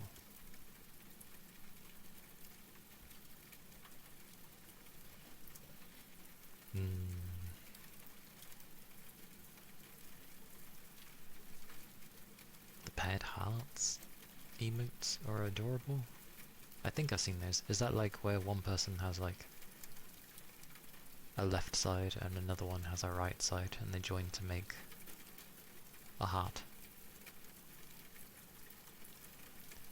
You personally love to have one with your own character and the other side just like a solid colour or something. Yeah, you can do that. It can just be one side. Hey Yuki! Hello. I'm good. How are you doing? I am slowly getting to having food. Just chatting for a bit before heading off. A bit tired. Understandable. I woke up at like after 6.5 hours sleep, and then I was like, I want a bit more. And then I was only gonna sleep for an extra hour, but I ended up sleeping for like almost 2 hours. I was like, oh, food? Yes, yes, Rain, food. And yes, Toby. It is katsukare. Bayonetta pillow sounds really nice. That would have to be so long. Bayonetta's a tall lady.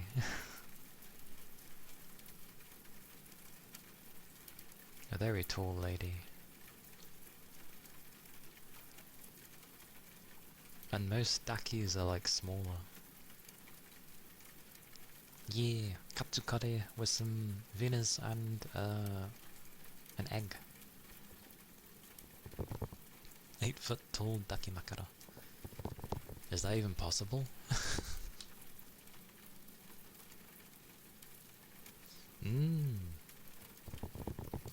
To get yourself a custom plushie.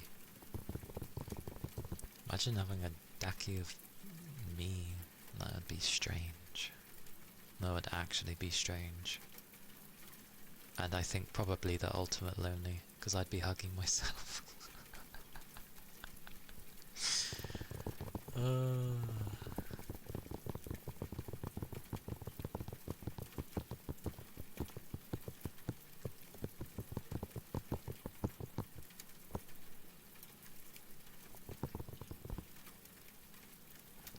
Same with you wanting your own OC. That's fair. This is like turned into my, well, my female half. I'll eventually have a male side. Yeah. One day. Many. Many.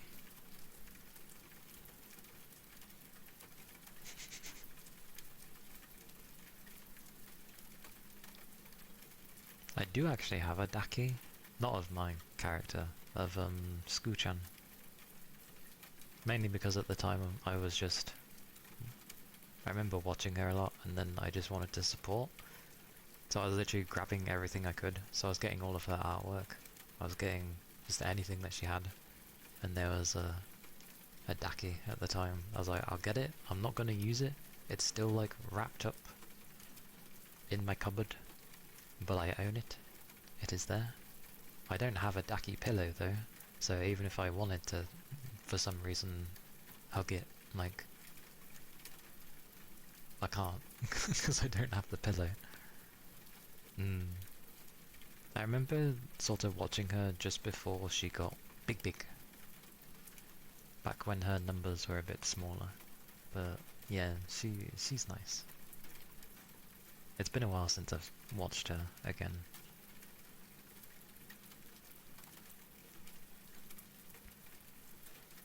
But it's good fun.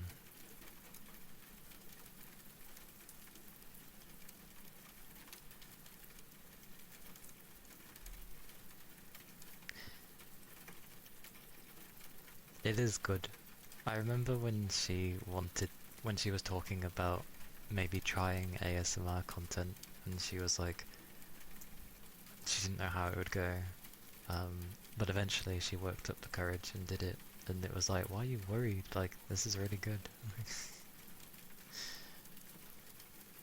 she did well. And then eventually wanting to like do more things, like with her cooking streams and like just branching more with people. Yeah. She's good. Ah! I'm going to murder my fringe.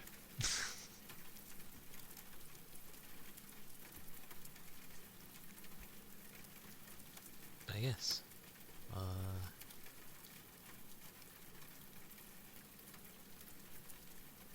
I shall probably look for someone to raid, so that I can go enjoy my foods. It was fun to chat though. It's nice to chat.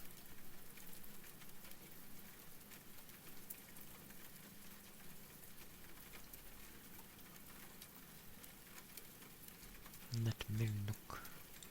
Let me look. Pochi. Pochi pochi. Almost slept for too long.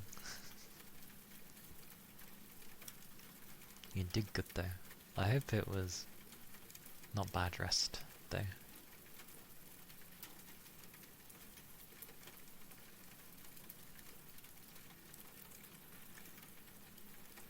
When was the last time I raided Sawyer? It's been some time apparently. So maybe, well, yeah, maybe we'll raid Sawyer. Cause I've raided Noodle like twice.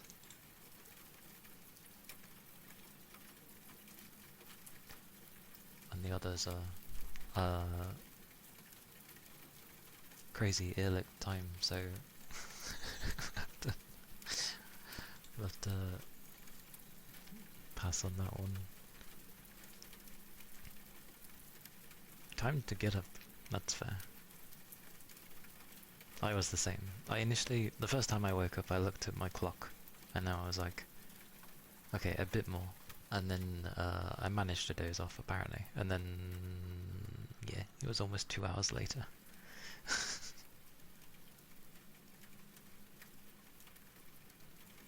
Yes. Make sure you have a good rest of the day.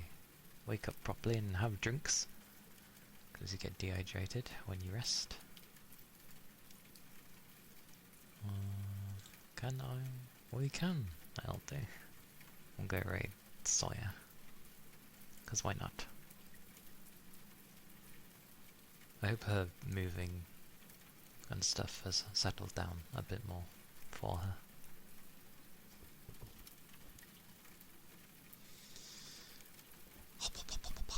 But yes, Discord is there.